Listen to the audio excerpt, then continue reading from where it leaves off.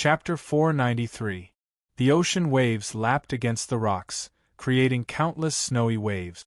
Facing the ocean, San smiled as warmly as the blooming flowers in spring. His energy was still so amiable and pleasant, giving off a sunny and cheerful feeling, as if he had no worries at all. Standing behind him, the great grandmaster of the mysterious dark sect felt sympathetic while looking at Jingjiu's profile. He sighed and took out a bone from his sleeve, raising it to his mouth and biting it. That bone was long and thin. It was hard to tell if it was the rib of a sea beast or the arm of a human cultivation practitioner, but it looked terrifying.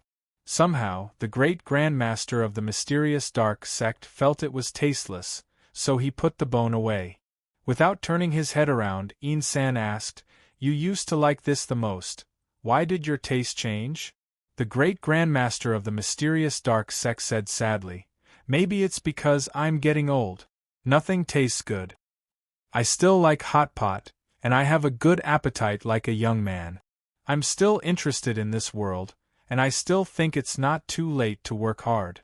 Looking at the ocean, San continued with a smile, "So I want to live at least 500 years. The great grandmaster of the mysterious dark sect said earnestly, 500 years is not enough. The human race needs you to live for 50,000 years.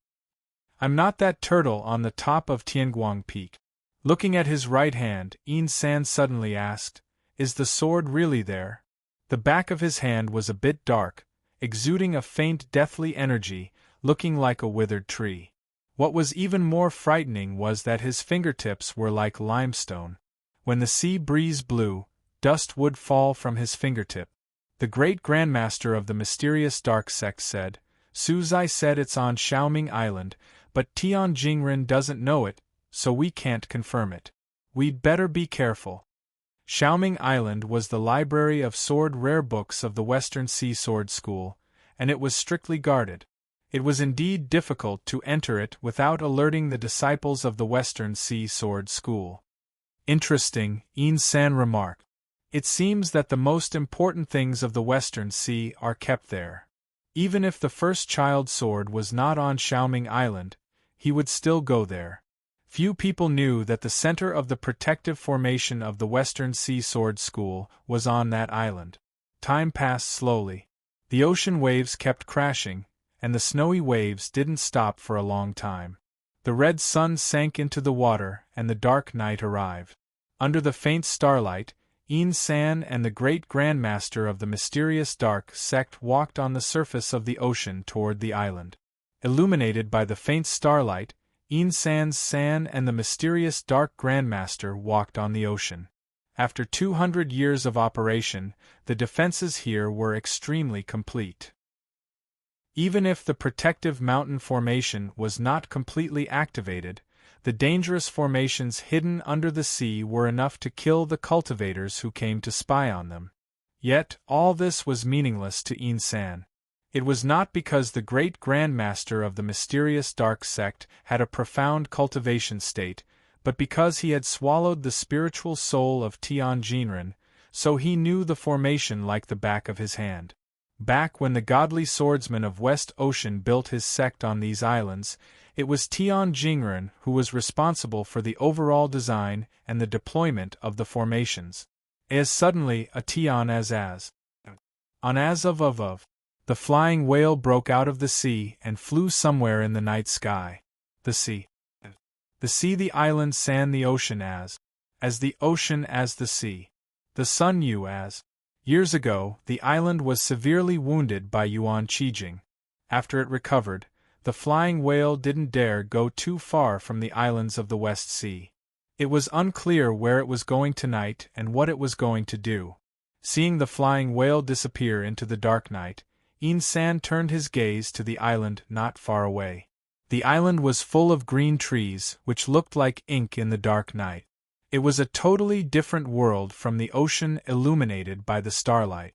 The two stepped onto the beach along with the seawater and entered the dense forest.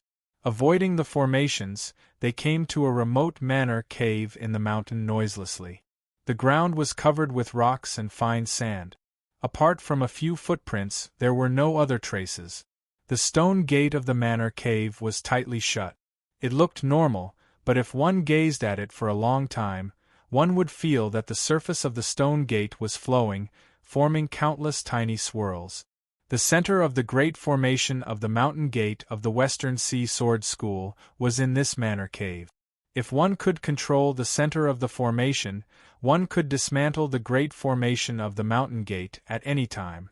Imagine that when countless sword lights arrived from Aoyama, the great formation of the mountain gate of the Western Sea Sword School suddenly disappeared. It would be an interesting scene. Thinking of the scene, In-san laughed out loud.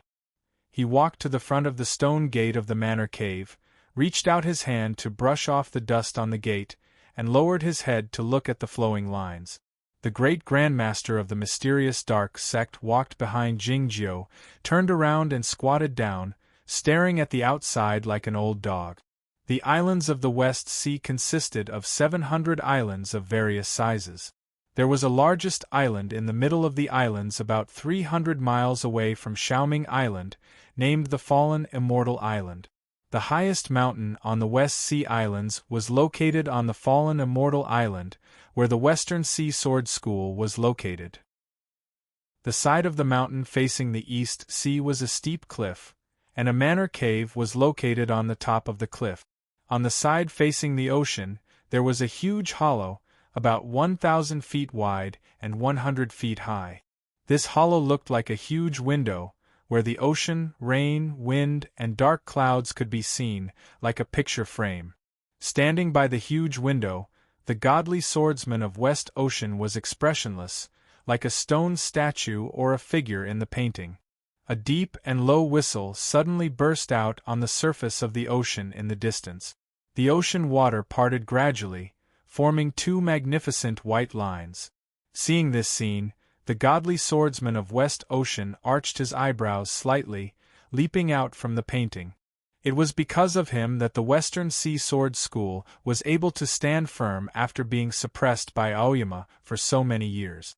He was in the upper limit of the heavenly arrival state and in the prime of his life, so his cultivation state and energy were at their peak. Tan Bai of the Zhongzhou School, Lu Yuan of the Aoyama sect, the chief monk of the Guoqing Temple was getting old, Bu Qiuxiao was too young and hadn't broken through the cultivation state yet, and the Zen master was even younger. The Shuiyu nunnery was full of women, and Lien Sanyua's life and death were unknown. Who in all of Chaotian dared claim that they could defeat him in a fight to the death? The broadsword King Chao Yuan might be able to defeat him, but he was guarding the wind and snow alone in White Town, unable to leave. Back when the Aoyama sect had destroyed the cloud platform, it was because he made up his mind to kill his young brother Shiwang's son, and it was also because he was afraid of this person. The flying whale arrived in front of the cliff, its huge body blocking the sky. A man wearing a conical hat walked down from the back of the whale. A green glow could be vaguely seen on the smooth body of the whale under his feet. He was the former young master of the mysterious dark sect, Su Zai. He brought back the latest news from the Cloud Dream Mountain. It was a bit urgent, so the Western Sea Sword School sent the flying whale to pick him up.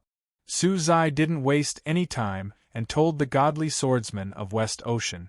The Zhongzhou School thinks that Taiping Jinren has an insider in Aoyama. If he is killed, someone from Aoyama will come. The godly swordsman of West Ocean pressed expressionlessly. Evidence? Su Zai said while shaking his head.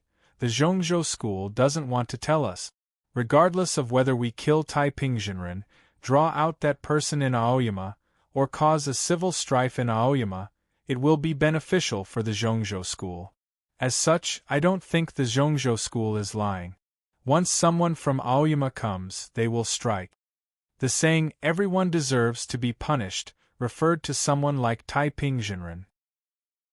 If Aoyama attempted to interfere with the Western Sea Sword School's plan to kill this devil, the Zhongzhou School would have sufficient reason to intervene. Even the allies of the Guoqing Temple and the Aoyama sect couldn't do anything about it.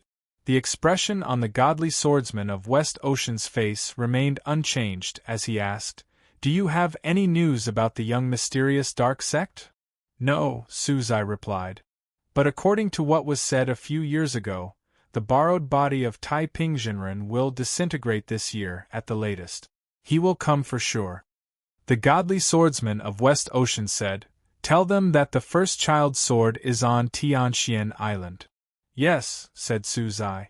The godly swordsman of West Ocean said, After this matter is settled, I'll ask the young mysterious Dark Master for the secret method of the Sun Banner on your behalf.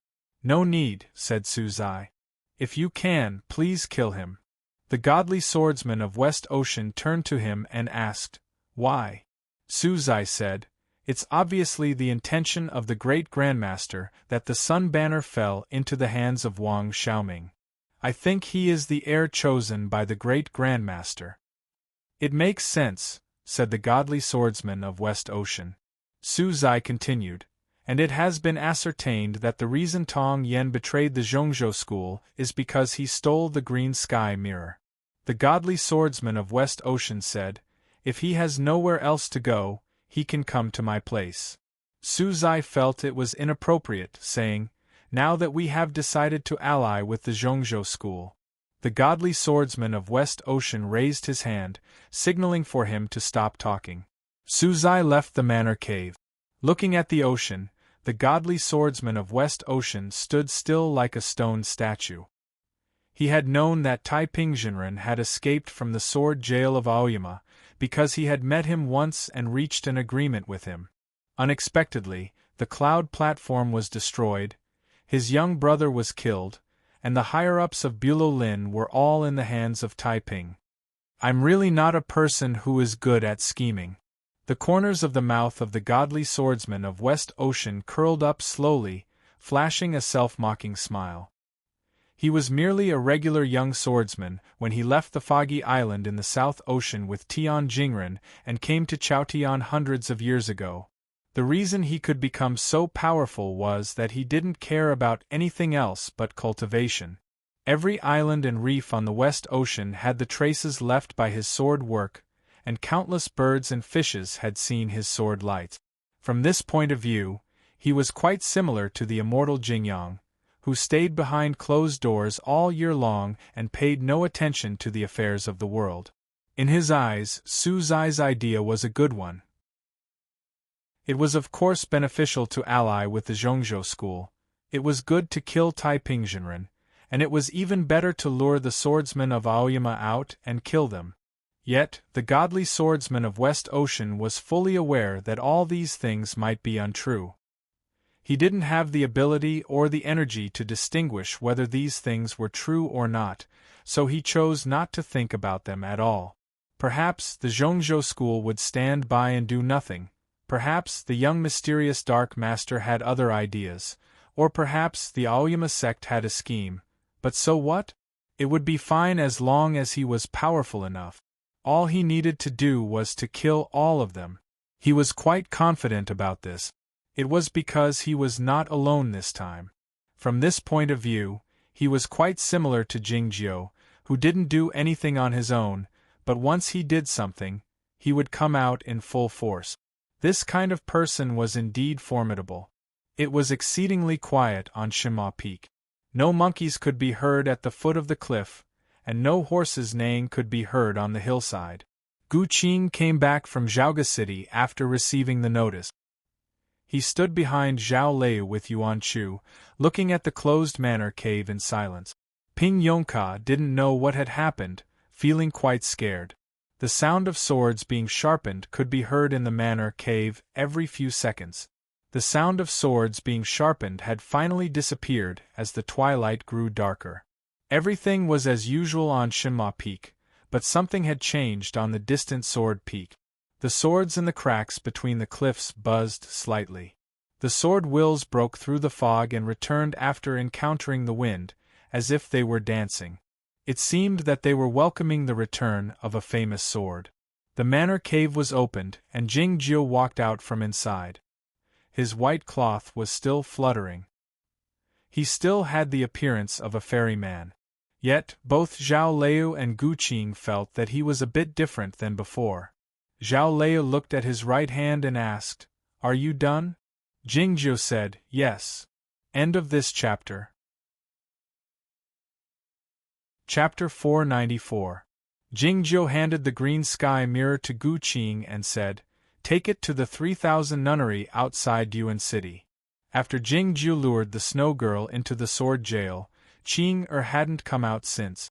He thought that she had no interest in chatting with Gu Qing. This disciple of his was sometimes even more boring than him. Gu Qing took over the green sky mirror, feeling it was quite heavy. He had the same feeling back when he took over the inherited Heaven Sword manual from Jingzhou. He had the same feeling when Jingzhou asked him to be the teacher of the Prince Jingyao. He had the same feeling when Jingzhou asked him to be the sect master of Oyama. This was a magic treasure of the heavenly state. Why did my master trust me so much?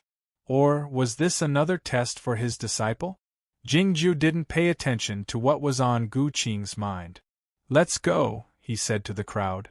Though it was an ordinary remark, the people of Shenhua Peak knew him well enough to know that it was a solemn farewell for him. Zhao Lei came before him and hugged him. She held him for a while before letting go of him. Ping Yongka wondered if this was the courtesy of the people of Shenhua Peak. Did he have to hug her as well? As he was thinking of this, he opened his arms reflexively, though his movement was a bit stiff. He didn't come back to his senses until Yuan Chu slapped him on the back of his head. He bowed to the ground with cupped fists like his two big brothers. Jingzhou said to Gu Qing in the end, "I'd like to use the sword a bit more." Jingzhou was a bit hesitant when making this decision. Gu Qing was startled, wondering why Jingzhou had to ask him if he wanted to use the sword, and why did he hesitate.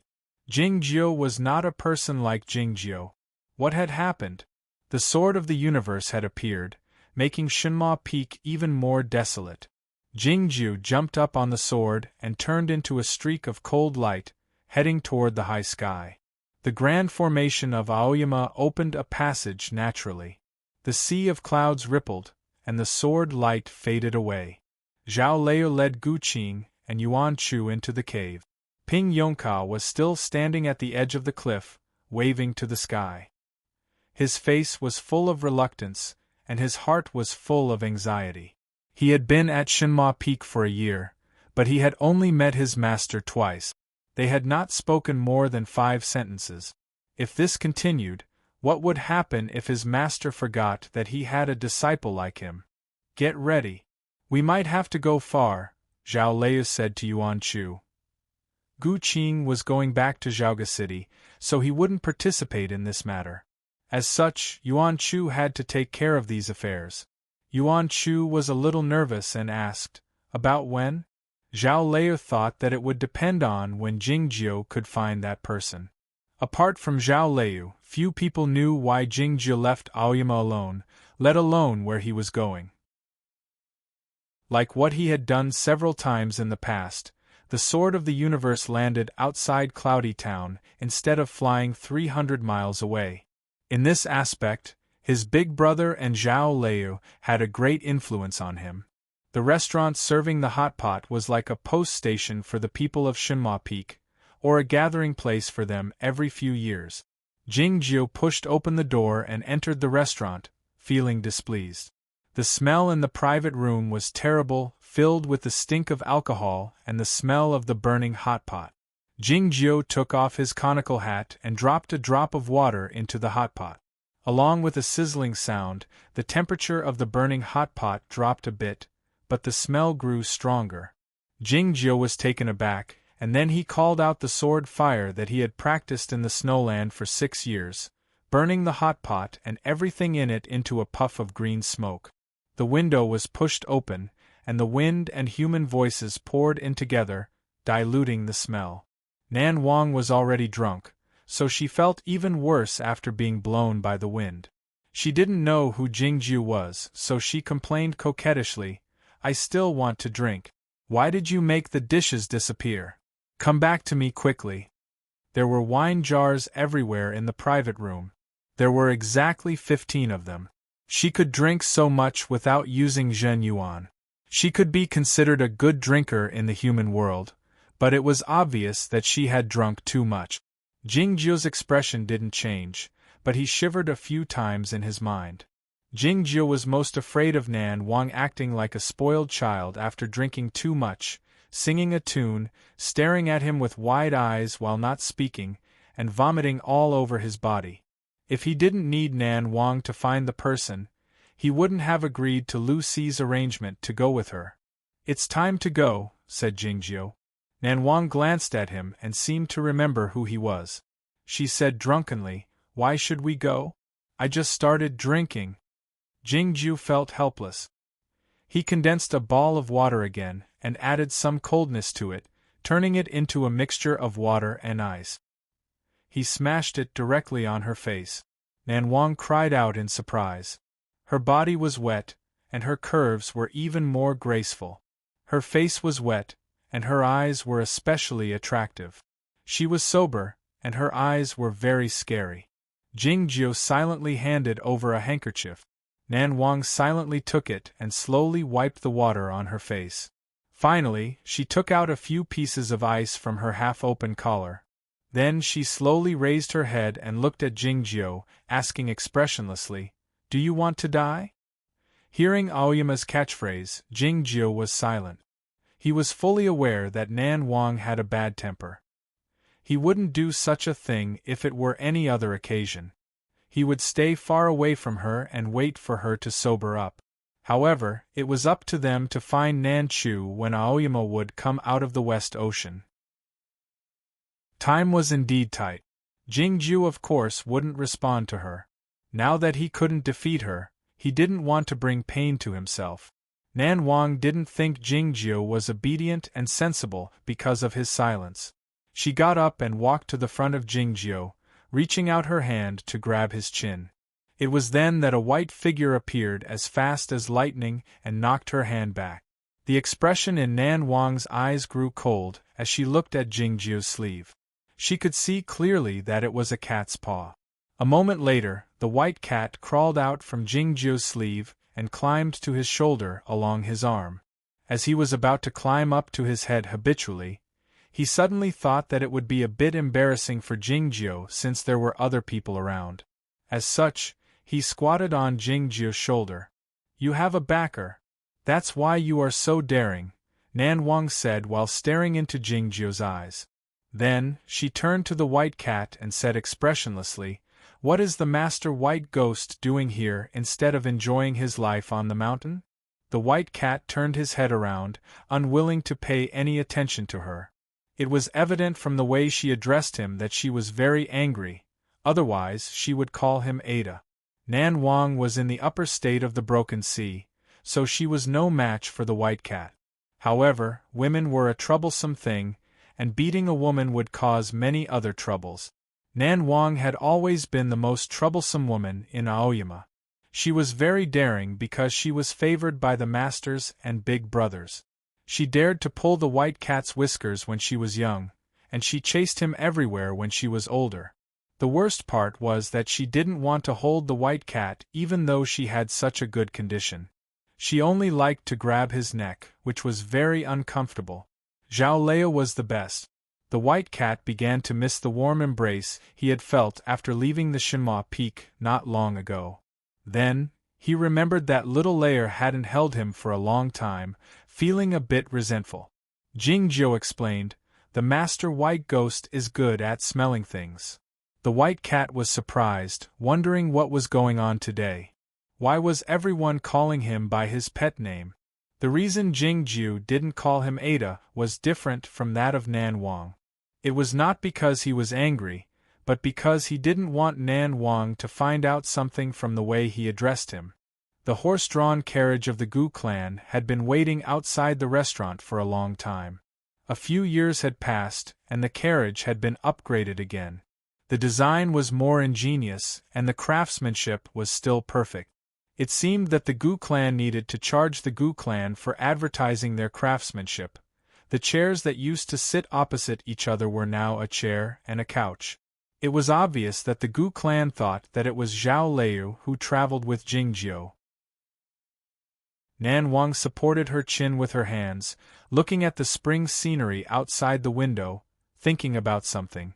She was as petite as the common barbarian girls in the south, and her legs weren't very long, but they still took up most of the space on the couch. Jingjiu sat on the floor without a second thought, closing his eyes and cultivating by meditation. The white cat couldn't help but climb up to Jingjiu's head, sighing comfortably and narrowing his eyes. Hearing the voice, Nan Wang spun her head and saw the scene. She couldn't help but let out a smile, showing a beautiful smile. The carriage entered Nanhezu and headed west. Sometimes it took the official road, and sometimes it took the mountain road. It would stop occasionally, but most of the time it just kept moving. Every time the carriage stopped, there would be sword lights illuminating the mountains or pavilions, bringing the latest news. Near the Zhuang River, Nan Wang and Jingjiu abandoned the carriage and started walking. Only on rare occasions, such as when the cliff was too high or the river was too deep, would they choose to ride their swords. The latest news continued to arrive along with the sword lights. In the blink of an eye, it was midsummer. A small boat floated on the lake in Daozhou City. Nan Wang sat at the bow of the boat, looking a little worried. He kept pouring wine into his mouth. Jingjiu sat at the other end of the boat, stroking the cat's head with his right hand. He wondered when they would reach the end. The appearance of the sword lights and news seemed normal, but it was actually very difficult.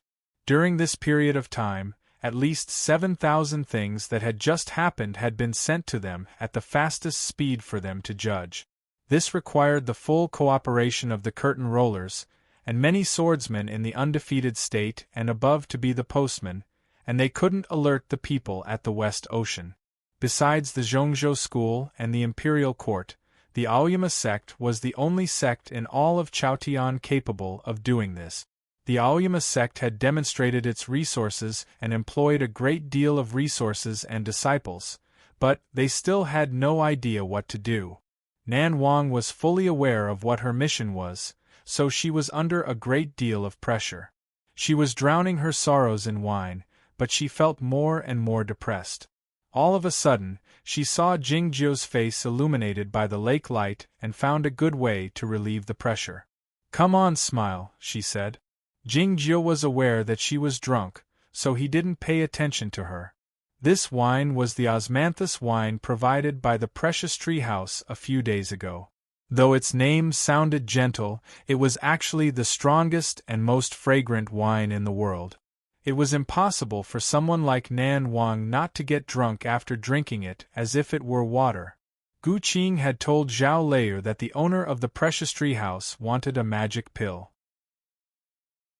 He was present at the time and heard the request. Now, the magic pill was gone. Seeing Jingjiu ignore her, Nan Wang walked over from the other side of the boat with the wine jar in her hand. She was swaying unsteadily, as if she would fall into the lake at any moment, but she didn't. As she came to the front of Jingjiu, she said arrogantly, "You're quite arrogant. Since you don't want to smile, how about a dance?" Nan Wang was the young sister of the Shanghai de Peak sect. She had been doted on since she was a child, and even the immortal Jingyang couldn't do anything to her. As a result, she had developed a spoiled temperament. Now that she had left Aoyama, without the supervision of Yuan Qijing and the supervision of the younger generation, she behaved more recklessly. Jingjiu didn't pay attention to her. He reached out to grab the white cat and was about to throw it at her. The white cat thought that this was unreasonable. How many years would his neck and this barbarian girl's would be at odds? At this moment, a carriage with a begonia flower engraved on it suddenly came from the woods by the lake. Before the carriage stopped, a doctor rushed out from inside, sweating profusely, and shouted, "Found it!" Homophonic jokes and rustic rhymes, these two problems happened today, but they were really happy to write. Chapter 495.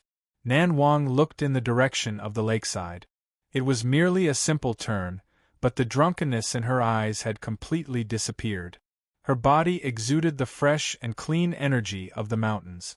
More importantly, she had become the peak master of Qingrong in Aoyama. The small boat moved forward through the waves without oars, creating countless splashes.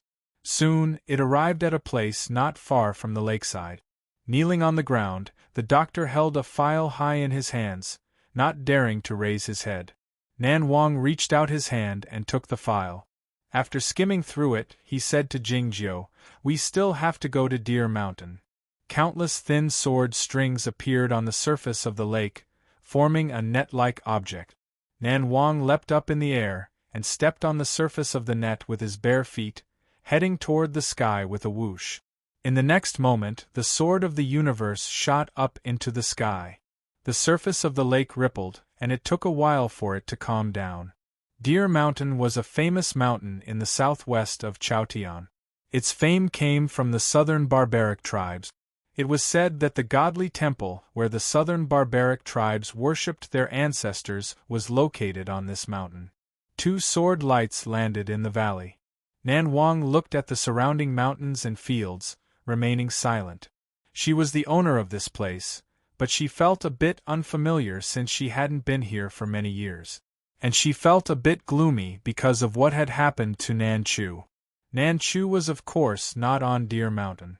If the curtain rollers could find him, Aoyama wouldn't be on such high alert. This was a clue that the immortal Lu Ci asked Shui Yu Nunnery to calculate using the heaven-human connection. She waved her sleeve, and the silver bracelet on her wrist clanked against each other, giving off a crisp sound. Hundreds of wild bees flew out from the flowering trees in the mountains and fields, heading toward the distance following the sound. Jingjiu knew that she was informing the elders of the tribes for help. It didn't take long before a band of black smoke suddenly appeared a few miles away. The sword lights broke through the dense forest. The leaves were cut in half and fell down in a rustling sound, looking like a flock of birds being killed. There was an open space in the forest, where a simple temple was built. It was unclear which mountain god was worshipped there. The mountain god temple had already been surrounded by curtains. The knots were a little messy, and it was obvious that it was done in a hurry. Jingjiu looked through the curtains and saw at least 10 barbarians kneeling on the ground with their foreheads touching the ground. Their bodies were trembling, not out of fear, but out of excitement. There were even more barbarians rushing over from the distant mountains. Similarly, no one dared to look into the curtains. They all lowered their heads and knelt down, appearing extremely pious. There were a few elders who were dressed differently. Their clothes were more luxurious, and they had silver necklaces on their neck. They were probably wizards or elders. Nan Wang's expression did not change. It seemed that he was very used to this kind of treatment. She said something indecipherable. The southern barbarians outside the curtain kowtowed repeatedly, kissed the ground, and then retreated further away. As Jingjiu walked into the temple, he saw a godly statue with a hand supporting its chin and a half-lotus on its head, looking familiar. "Is this your ancestor?" he asked. Nan Wang said, "It's me." Jingjiu was taken aback at first, but then felt relieved.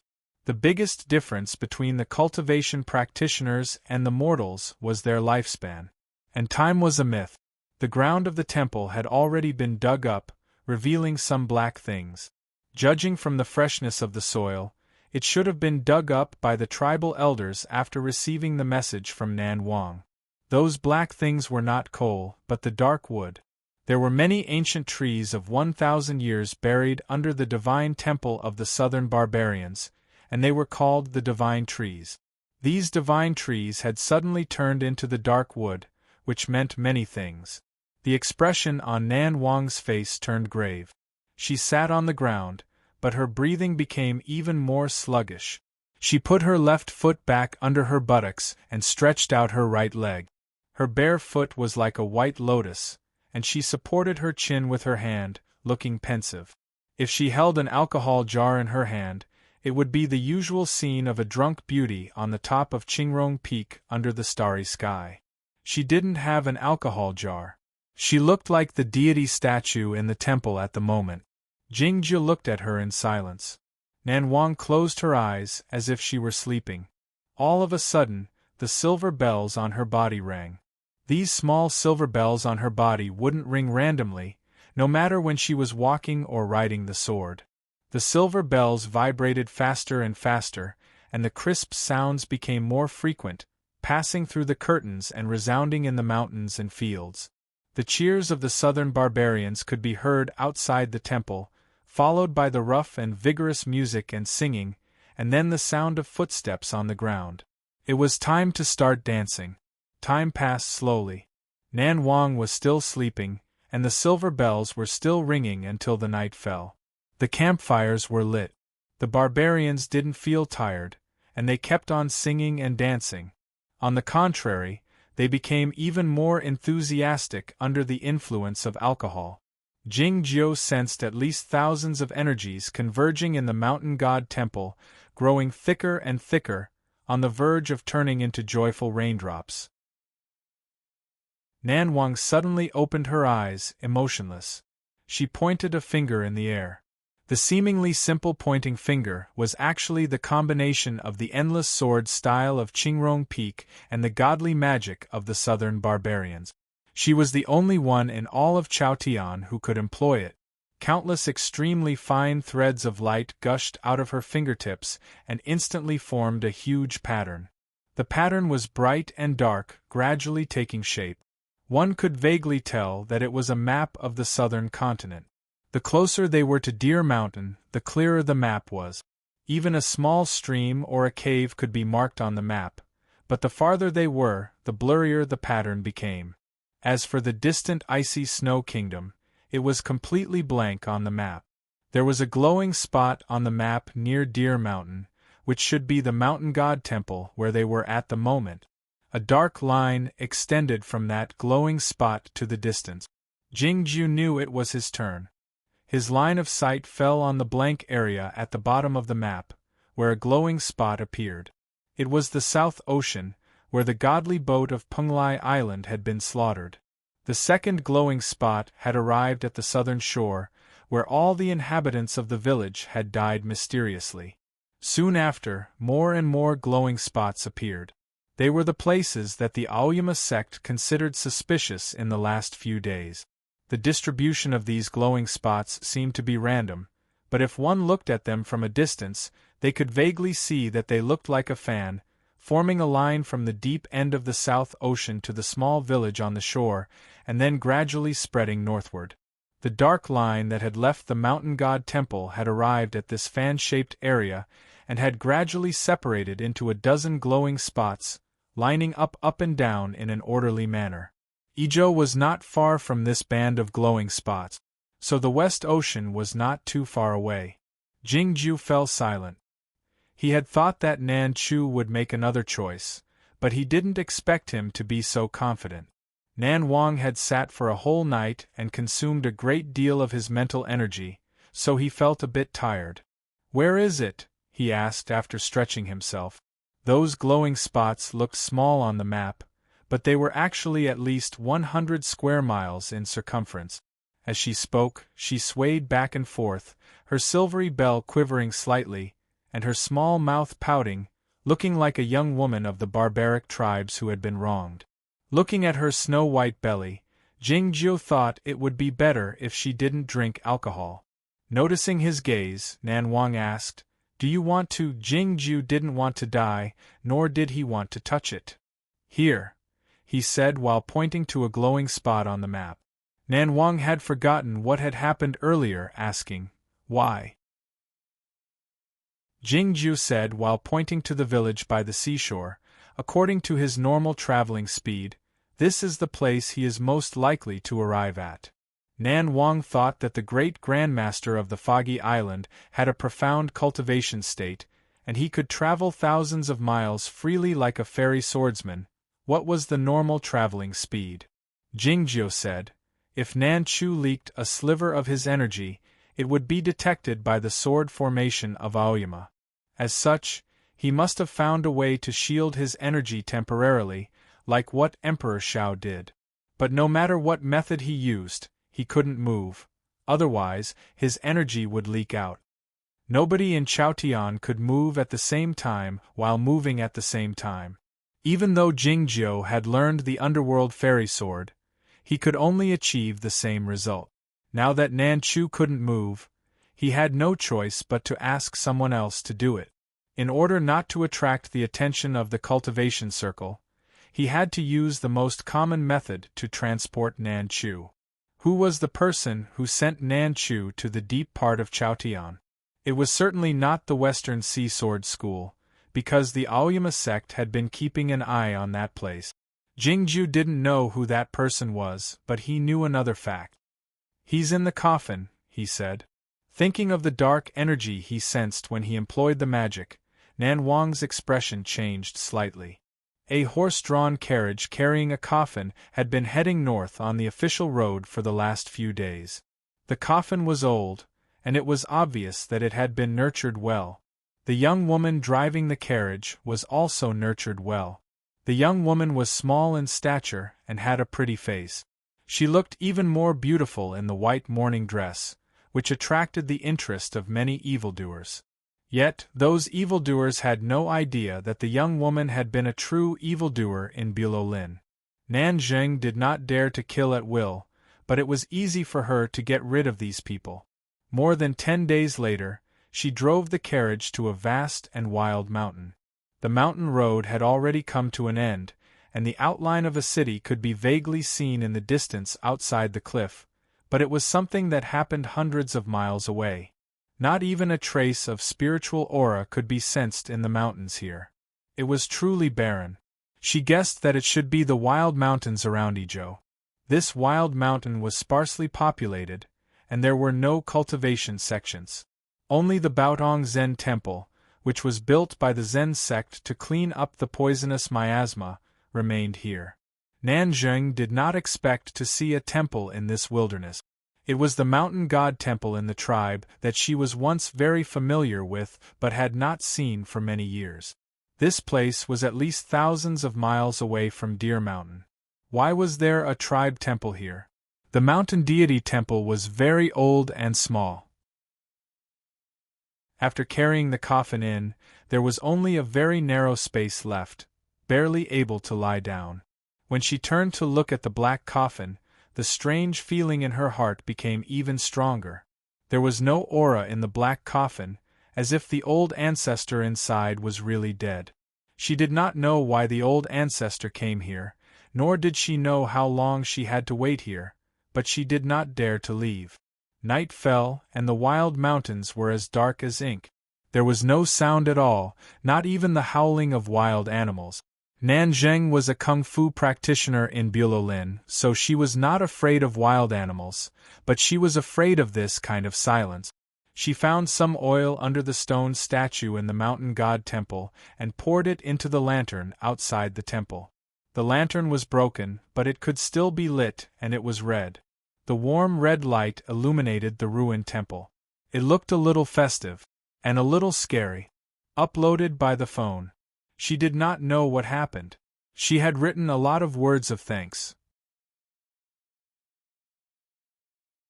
Chapter 496. The sudden sprinkling of red light startled Nanjing. What happened next terrified her even more.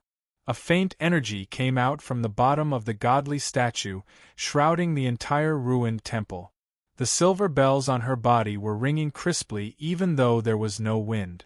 Who was employing the tribal magic? How could it be so powerful? Nanjing was more afraid that the ringing of the bells might alert the great grandmaster in the black coffin. What if the great grandmaster vented his anger on her? Squeaking! The lid of the black coffin was moved open slowly, revealing a small crack. Nanjing spun her head around and almost fainted. It was unclear when a person had appeared in front of the black coffin. It was a small child, wearing a button-down shirt with his hair combed into a bun. He was thin and small, his face pale. The child reached his hand into the air and picked up the faint energy. He brought it to his nose and smelled it, saying in an old voice, "It's the smell of a fake god." Soon, the faint aura disappeared. The child didn't do anything. He sat on the coffin, looking in the direction of Aoyama in the distance. Nanjing's face was even paler than his, wondering what this thing was and what the hell it was. The child seemed to know what was on her mind, saying, "You're right. I'm the Sword Ghost. You can call me the child of the Sword Ghost." Nanjing of course knew what the Sword Ghost was, but it was impossible for such a Sword Ghost to exist in this world. Neither the Sword Ghost nor the Yuanying had their own intelligence or soul before their true bodies disappeared, but it was evident that the child sitting on the coffin was different. "Guard me well. Don't let those wild animals wake me up." Having said this, the child of the Sword Ghost drifted up, disappearing into the dark mountains. It wasn't until a long while later that Nanjing calmed down a bit. She came to the front of the black coffin with stiff steps, and peered nervously into the crack. Nan Chu's skinny body was still in the coffin, devoid of any energy, as if he had died a long time ago. There was a gentle slope in front of the Shuiyu nunnery, at the foot of which stood a huge peach tree, the petals falling down like raindrops in the wind. Two young girls were talking under the peach tree. "My mastery of the heaven and man connection is too poor. The abbess has just divined for someone a few days ago. She will need another half a year before she can do it again. It has been a long time since the Grand Supreme Elder received any visitors." Jingtao felt quite apologetic after refusing 3 times in a row. She said with a slightly red face, "Big Sister Guodong has a strange temperament. She is recuperating from her wound, so I don't dare send a message back in Zhaoga City. Mo Shi of Shuiyu Nunnery colluded with Bululin in an attempt to assassinate Zhao Liu. After the assassination failed, her limbs were chopped off by Guodong and thrown in front of the Zhao Manor house. Mo Shi was still alive. She was raised in a village on the other side of the mountain. People from the nunnery would visit her occasionally. Zhen Tao had heard her big sisters describe her terrible condition, so she was quite afraid of Big Sister Guodong. "I'm fine," Bai Zhao said with a smile. She had already guessed who Guodong was, so she wouldn't force Jing Tao.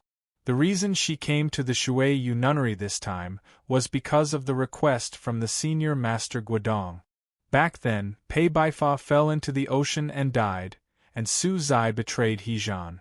But the scheme of the West Ocean wasn't over yet. Through Big Brother Tong Yen, Zhao Liu learned of the senior master Guodong's hope for her. So she wanted to come to the Shuiyu nunnery to see her and ask the senior masters of the nunnery to predict the future of this trip. It was fine if she couldn't predict the future. It was better for her to try her best. She hoped that her big brother was doing well. Bai Zhao bid farewell to Jing Tao and turned to head down the mountain. When she arrived at the foot of the mountain, she found a few flower petals falling on her shoulder. She suddenly recalled that there was a begonia tree in the courtyard of the Jing house in Zhaoga City, and Jing Jiu looked at her in the rain of flower petals in the study room, seemingly appreciating her. After this matter was settled, the threat to Aoyama would be eliminated, and the cultivation circle would be peaceful. Jingjiu, who was so lazy, should be happy about it. A white line appeared on the blue West Ocean. Tong Yen was walking on the surface of the ocean. Jingjiu didn't forget his promise to him. He brought the green sky mirror to the 3000 nunnery outside Yuan City, and then asked the old nun to let him out. The green sky mirror wasn't tied to Tong Yan's back. Was it placed in a special spatial magic treasure? If so, why didn't he use it when he was at the Guoqing Temple and on the Cold Mountain? Dozens of white lines appeared in the sky. The disciples of the Western Sea Sword School arrived by riding their swords and brought him to the fallen immortal island. He could see the endless blue ocean and the 1000-year waves through the huge window by the cliff's edge. The godly swordsman of West Ocean turned to Tong Yen and asked expressionlessly, "What did you use to throw yourself to me?" "The green sky mirror," replied Tong Yen. This was an answer that anyone could think of. Without a magic treasure of the heavenly state, who would be willing to pay the price of being suspected by the Zhongzhou school? "What do you want?" asked the godly swordsman of West Ocean. "Stay alive," replied Tong Yen. The godly swordsman of West Ocean said, "If you didn't steal the green sky mirror, you could still stay alive at the Zhongzhou school and live a good life there." So this reason is not valid. Those who weren't good at scheming didn't mean that they weren't smart, it was just that people like him and Jing Yang didn't want to be distracted by their cultivation. If Tong Yen couldn't give him a suitable reason, the godly swordsman of West Ocean wouldn't mind killing him and sending his head to the Cloud Dream Mountain. So I won't give the green sky mirror to you. Tong Yen continued. I heard that a copy of the mysterious supreme magic is at the West Ocean. I'll ask the mirror spirit to come out and meet you after I've mastered it. How could he stay alive? He couldn't count on other sects to take him in. All he could do was improve his cultivation state as quickly as possible. Though Tong Yan's request was quite reasonable, the compensation he offered sounded a bit too little. Yet, the godly swordsman of West Ocean displayed an appreciative expression, saying, You're much better than Lo Huainan. In his cultivation state, it was meaningless to comprehend the Tao in the illusionary realm of the green sky mirror. The most valuable thing was the mirror spirit. If the spirit of the green sky mirror was the true spirit of the heavenly state, she would be the only one in Chaotian for tens of thousands of years. This kind of new life form could bring many inspirations and opportunities to the godly swordsman of West Ocean, who had already reached the top of his cultivation state. Tong Yen was locked in the stone room on Xiaoming Island. Besides the clean water, there was only a copy of the mysterious supreme magic in the stone room. He would be able to leave when he learned the mysterious supreme magic. Strangely enough, Tong Yen didn't open the copy right away. Instead, he stared blankly at the stone wall, as if he had heard something. It was the same as when he heard Qing calling for help while staring at the stone wall in the manor cave left by Lo Huainan a few years ago. Qing flew out from his sleeve and flew around the narrow stone room a few times. It's safe here, she commented contentedly. Tong Yen was still staring at the stone wall. Qing flew back to Jingjiu's shoulder and sat on his shoulder. But the godly swordsman of West Ocean is so powerful, and he looks so greedy. What if he wants to rob me when we meet? She asked worriedly. Tong Yen kept staring at the stone wall without saying a word. An invisible map appeared in front of his eyes. This map was not a real one, but a memory in his mind. As the second best chess player in the world, Jingjiu also had an unimaginable memory. The map was drawn by Su Zai. The densely packed words on the map were all kinds of formations and mechanisms. The red line on the map led to a hidden manor cave on Xiaoming Island. Tong Yen suddenly took off his clothes and walked to the front of the stone wall, starting to dig a hole. Qing covered her face with her small hands hastily. Are you going to escape? She asked Jingjiu through the gaps between her fingers. The great formation of the mountain gate of the Western Sea Sword School was far away, and the defensive formation of Xiaoming Island was outside. As long as he didn't dig outside, he wouldn't have to worry about triggering the formation. But if he didn't dig outside, he wouldn't be able to escape even if he dug for the rest of his life. I'm going to a place, said Tong Yen. After a few years, Tong Yen started to dig a hole again. But it would take him much less time to dig a hole this time. It was because he was quite familiar with this kind of work, and the place he was going to was on Xiaoming Island, not far from here. There was no light in the tunnel he dug, so he couldn't tell whether it was day or night. Tong Yen crawled out from the underground. Qing moved faster than Jingjiu. She circled around the manor cave a few times and made sure there were no traps or magic treasures to spy on her. It's safe, but there's a strange thing, she said.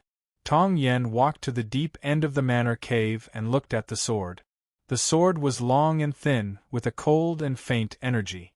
It was obvious that it was not an ordinary sword. It was the first child sword. Looking at the sword, Qing exclaimed in surprise, "This sword is really good." It could be said that this was the best sword she had ever seen, only slightly inferior to Jingjiu's. Yet, she didn't like Jingjiu, the bad guy. Tong Yen remained silent while looking at the first child sword. 800 years ago, Nanchu returned to Chaotian. It was this first child sword that killed many swordsmen and sneak attacked the immortal Daoyuan of the Aoyama sect. The immortal Daoyuan destroyed Nan Chu's Dao tree and took the first child sword from him. Later, it ended up in the royal palace for some reason. The emperor gave the first child sword to Zhao Liu through Jin Mingqing. In Guiyun City, Zhao Liu and Lu Shisui joined hands to kill Lo Huainan, and they used this sword. Later, this sword was taken by Lu Shisui, and then taken away by Shi Huang Sunday unexpectedly. The emperor had left a mark on this sword. Pei Baifa came out from behind closed doors in the rainstorm and wounded Shi Huang's son severely with the first child sword. The first child sword fell into the mortal world and was taken away by Guodong. She gave it to Tong Lu in the vegetable garden of the Baotong Zen temple. In the end, Tong Lu died, and the first child sword returned to the West Ocean. This sword had too many legendary stories. Strangely enough, Tong Yen happened to know all the stories about the first child sword in recent years, and some of them were even related to him. What kind of new story was he going to write with this first child sword? However, the first child sword had the mark left by the emperor and the forbidding formation set up by the godly swordsman. He couldn't erase either of them, so he couldn't take them away. Why did he come here then? Did he just want to take a look? Qing shot him a glance. Tong Yen didn't say anything. He walked to a corner and sat down, waiting. He didn't know how long he would have to wait. Maybe 10 days or many years. But it didn't matter. It would be like that year. There was a bigger manor cave a few miles away from the manor cave where Tong Yen was hiding. These two manor caves were the most important places on Xiaoming Island. Yin San and the great grandmaster of the mysterious dark sect walked into the manor cave. Looking at the books around, they were certain that the center of the formation was hidden in the manor cave. Next, they had to find the first child sword. The great grandmaster of the mysterious dark sect walked to the front of the stone wall and was about to dig a hole. Looking at his withering right hand, Yin San said calmly, "No need." The great grandmaster of the mysterious dark sect said contentedly, "Immortal, you don't have to worry about triggering the formation. I'm good at digging holes."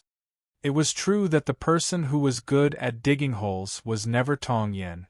In terms of speed, he was not as good as Jingjiu.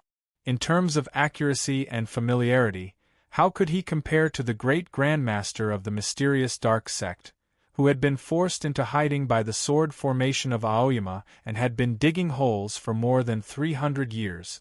Yin San pulled back his right hand and said with a faint smile, "No need to dig.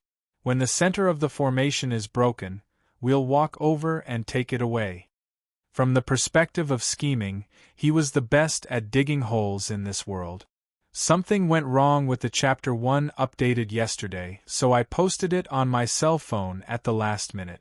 As a result, my acceptance speech was lost. I'm so angry. I'm happy today, so I took my niece to go skiing. Of course, I'm writing in the hotel. On this happy occasion, I'd like to sing a song. Hey, hey, hey, yeah, I'm the best at digging holes. Chapter 497. Hello, Dog Huang. I still use this chapter title. I intended to call this chapter, Let's Hear the Meowing Together. The firecrackers outside the window remind me that the new year is coming. It's time for a holiday. It's so comfortable. I'm looking forward to it. 330 years ago, the human cultivation practitioners and the high-level creatures of the Snowy Kingdom had a war in the Lonling Snowland. Since then, the cultivation circle hadn't had a real war. The fights between the cultivation sects and the fights between the orthodox and deviant sects were merely battles. The scale and intensity of the Battle of the Cloud platform were far from enough. Yet, a real war between the Aoyama sect and the Western Sea Sword School was inevitable. Since it was a war, it was necessary to make thorough preparations and analyze the situation before the war. If the Western Sea Sword School was led by the godly swordsman, Nan Chu was the real killer. In fact, the Aoyama sect had been studying this first hidden swordsman for many years. On the basis of hundreds of years of study, they attempted to determine the method by which Nan Chu could seal his energy and evade the great formation of Aoyama. The giant friend of Jingjiu had encountered the fog on the foggy island in the South Ocean, and was certain that the fog was a natural phenomenon on the island, which would gradually dissipate when it was too far away from the island. Hence, Nan Chu must not have used this method. After a complicated and meticulous calculation of Nan Chu's background, his previous cultivation methods, and his temperament and intelligence, and 2 elders of Shuriwe Peak had passed out, the Aoyama sect had finally arrived at a conclusion that was more than 90% reliable. Nan Chu had used the mountain god's soul-capturing method of the barbaric tribes to refine himself into a living corpse. The living corpse didn't have any vitality, so it could evade the search of the great formation of Aoyama. When needed, Nan Chu would wake up and strike a deadly sword at Lu Xi or Yuan Qijing at the critical moment before the great formation of Aoyama was activated. Nan Wang came from the southern barbaric tribes, so she was familiar with these magic methods. As such, Lu Xi suggested that Jing Jiu take her with him. Feeling displeased, Zhao Lei yelled in a low voice, "Now that you know he is in the coffin, why don't you follow this clue to investigate?" Jingjiu said, "There are too many coffins. It's impossible to find out." Nan Wang was stunned. He didn't understand why there were so many coffin carts. Did many people die every day? Jingjiu looked at her expression and sighed in his heart. He and Lu Xi were the same in the beginning. They did not understand why so many people died every day. It wasn't until the curtain rollers sent them the data that they found out that more than 10 million people died in Chaotian every year on average, and more than 3 million people died in the area they were investigating. This meant that 10,000 coffins would be opened and closed in the places they were investigating every day. Actually, this was common sense. It was just that the lifespan of cultivators was too long, so they couldn't think of this point. Nan Wang and Jingjiu left Deer Mountain and headed west. They came to the mountains hundreds of miles away from Izhou. It was already summer, but the mountain was not cool at all. Instead, it was even more stuffy and hot. In addition, there were no spiritual veins, so it was no wonder that there were so few people. The highly achieved monks of the Baodong Zen temple took out the precious red moss that had been preserved since spring to entertain the 2 distinguished guests, but they didn't find any clues. Before they left the Zen temple, Jingjiu made a detour to the vegetable garden to have a look, but he didn't find anything either. The white cat suddenly meowed toward the sky in the northeast while squatting on Jingjiu's shoulder. Nan Wang leapt up on his sword without hesitation and flew in the direction of the sky. Jingjiu followed him, but he had a bad premonition. The reason he took the white cat with him was not for safety, but for smelling. In the entire Aoyama, the cat was the only one with a good sense of smell, save for the dead dog. It was a desolate mountain full of miasma and wild trees, devoid of roads and traces of human beings. The white cat squatted on Jingjiu's shoulder and raised his head to sniff the air, meowing once in a while. Jingjiu and Nan Wang kept changing their direction while listening to the meowing of the cat, and they went deeper into the mountain. As dusk approached, the white cat yawned and shook his head a few times, trying to keep himself awake. Then he meowed once, reminding them that they were still ahead of them. Nan Wang thought the cat's current dignified appearance was much more adorable than its previous ferocious appearance, so she reached out her hand in an attempt to rub his head. The white cat wouldn't let her touch him. He opened his small mouth and bared his teeth, which were sharper than the flying swords, and was about to bite her with a low growl. It was then that his expression changed abruptly, and he climbed down from Jingjiu's shoulder at a high speed and entered his sleeve, unwilling to come out again. Seeing Jingjiu's quivering sleeve, Nan Wang remained silent. Looking at the mountain and fields ahead, Jingjiu had a grave expression on his face. He had found it. There was an old path buried by weeds in the deep end of the mountain and fields. There was a dilapidated small temple at the end of the path, with a lantern hanging in front of it. There was a black coffin in the ruined temple. A young woman walked out from the temple, wearing a short skirt and adorned with silver bells, but she didn't make any sound as she walked. The young woman lit the lantern outside the temple, and the red light illuminated the ruined temple. It was nightfall. On a cliff a few miles away, Jingju pulled back his gaze and looked at Nan Wang. That young woman resembled Nan Wang. To eliminate the influence of the descendants of Nan Chu, I ordered my tribe to kill many people, but some of them managed to escape. Looking at the young woman walking back into the temple, Nan Wang said expressionlessly, "Her name should be Nanjing." After saying this, she took out a wine pot from somewhere and started to drink. She didn't drink because she felt sentimental when she saw Nanjing, but because she was scared. Nanchu should be lying in that black coffin. She was the peak master of Qingrong of the Aoyama sect and a swordsman in the upper state of the Broken Sea, but she was nothing in her opponent's eyes. Jingju said while looking at her, "You should drink less alcohol and practice your sword work more." Nan Wang had a good talent for cultivation. If she were willing to spend more time drinking, singing, and feeling sentimental and sad, she would have reached the upper limit of the Broken Sea state a long time ago. Back then, Jing Jiu and Lu Xi thought that Nan Wang was the most likely candidate to enter the heavenly arrival state after Fang Jingtian, but she had already been surpassed by Guangyu and Jinren. It was a pity in Jing Jiu's eyes. Nan Wang wondered if this guy was scared senseless by the black coffin and dared speak to him in such a tone. Jing Jiu was also surprised that she didn't ask him whether he wanted to die or not. He guessed that she was very nervous at the moment. Pointing to the ruined temple in the distance, he asked, "Who is the godly statue in the temple?" This ruined temple was obviously built in the style of the godly temples of the southern barbaric tribes, but the godly statue in the temple didn't look like Nan Wang. It was much taller, and the paint on the statue's face had fallen off a long time ago, but it still gave off a cold and murderous aura. "It should be Nan Chu himself," said Nan Wang. Nan Chu was the true god of the southern barbaric tribes 800 years ago, so his cultivation state and status were worthy of the title. However, as he was forced into the foggy island by the sword formation of Aoyama, he had been forgotten by most of the inhabitants of the tribes. This dilapidated temple was very likely to be his last temple.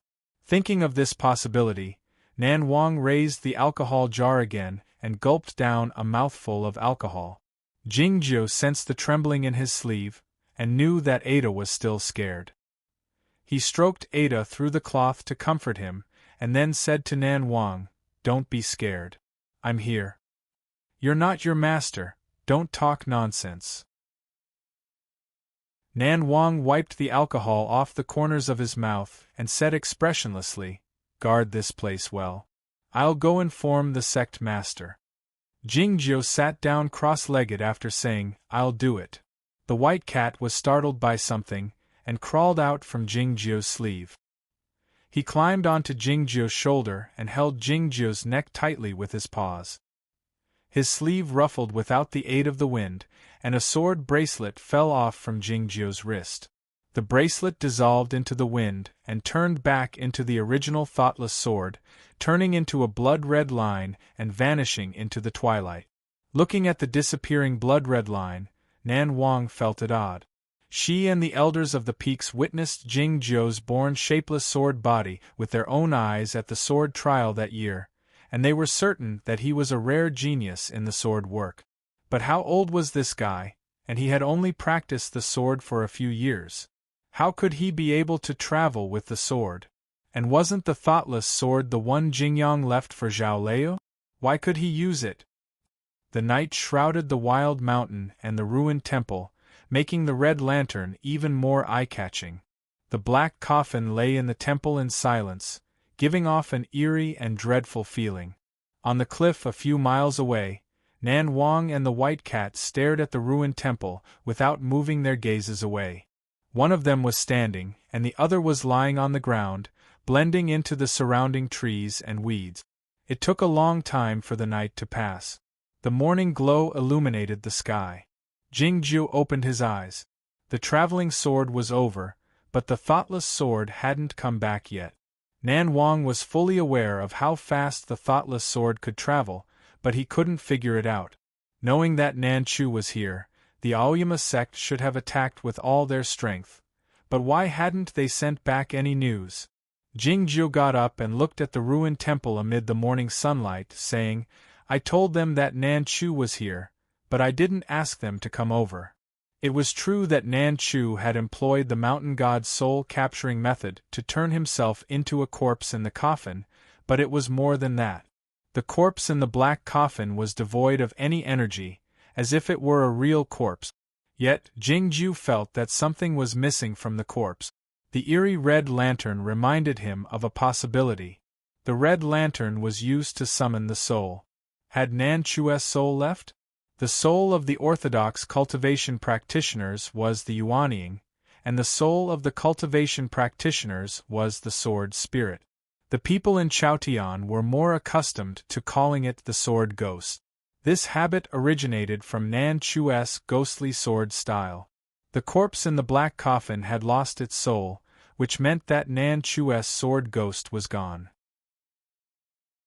If it were any other cultivation practitioner, they would think that the absence of the sword ghost meant that the corpse was truly dead, even if that person was Nan Chu.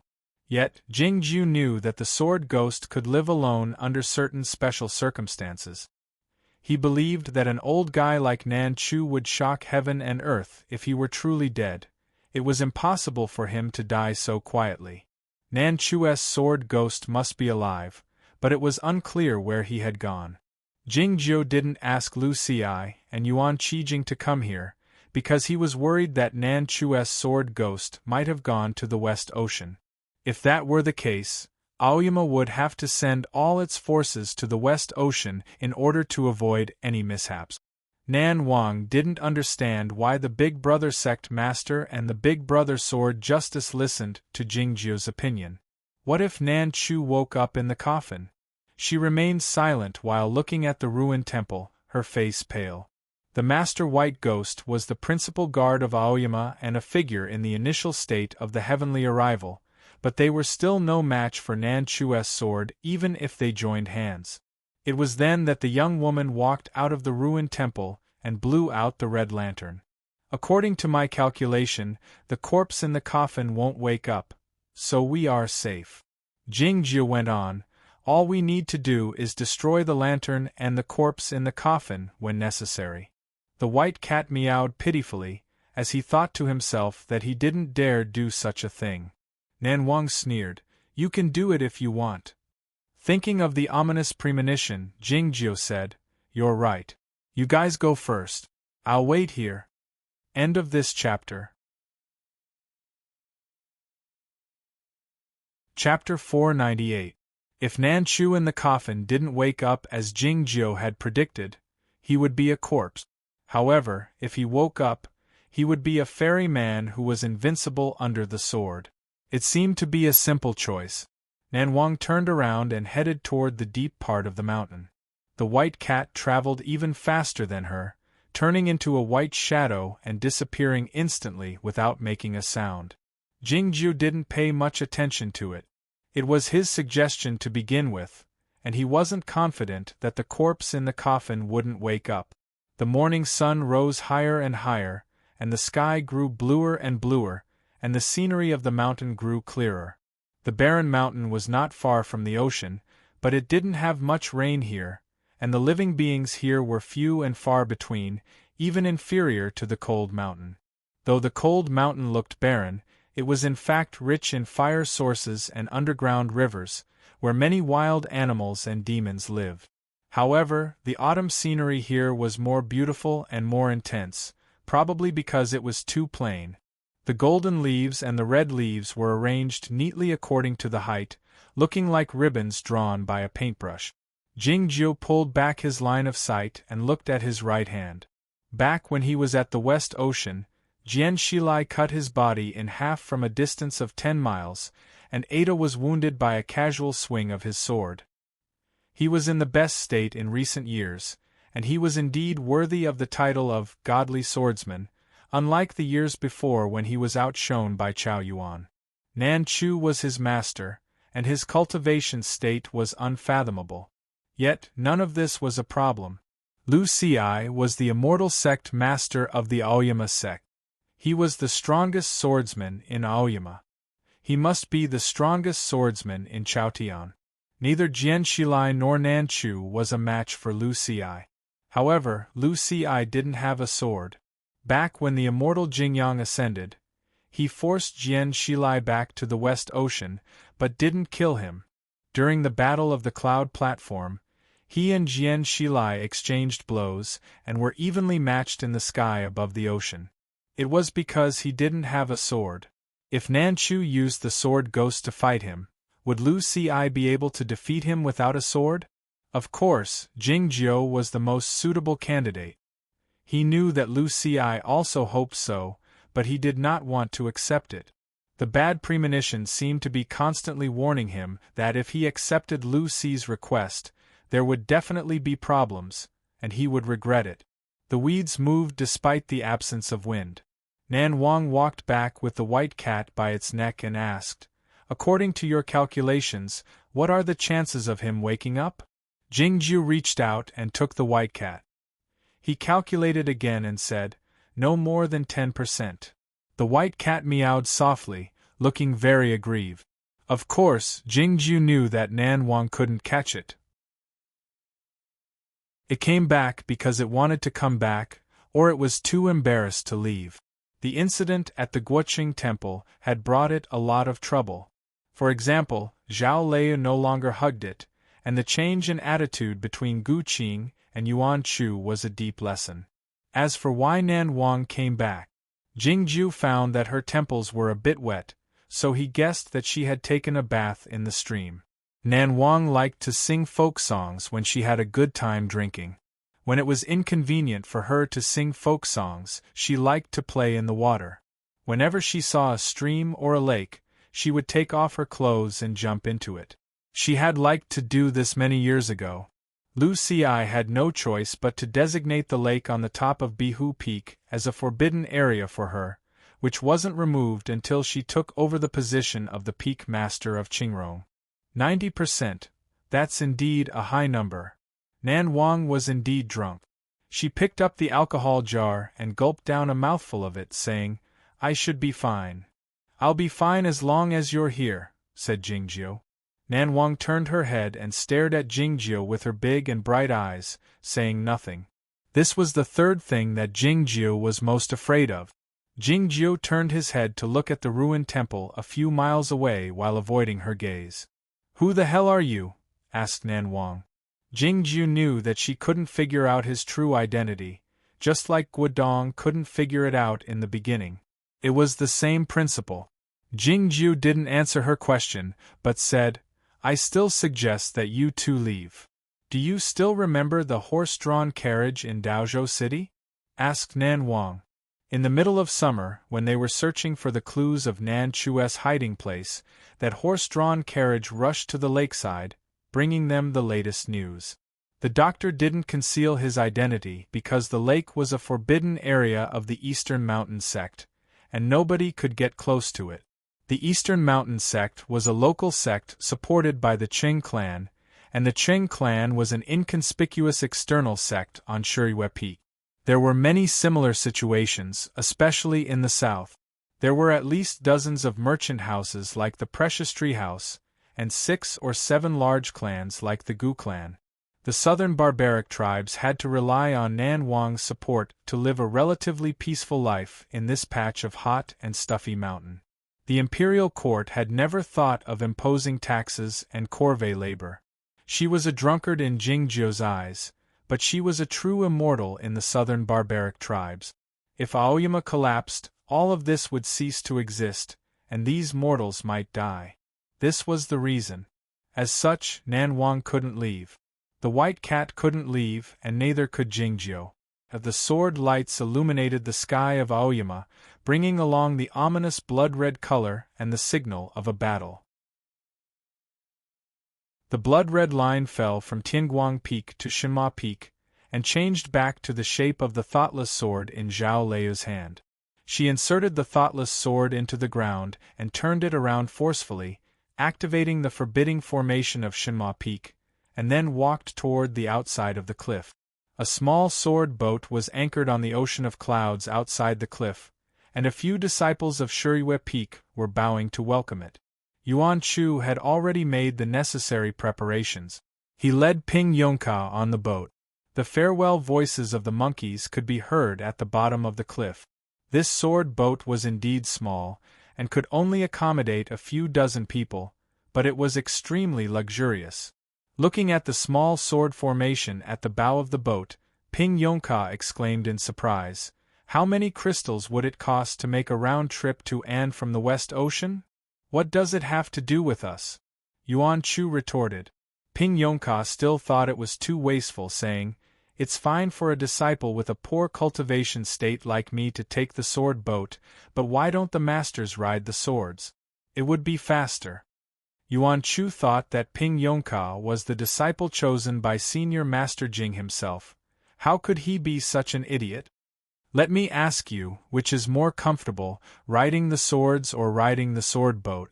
"The latter, of course," Ping Yongka said matter-of-factly. Yuan Chu snapped, "Are you going to let the masters ride the swords while you sleep in the boat?"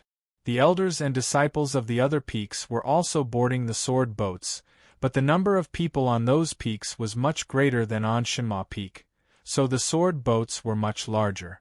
The cold fog on the Shangda Peak dispersed in all directions, and the sword boats were intermittently visible in the fog.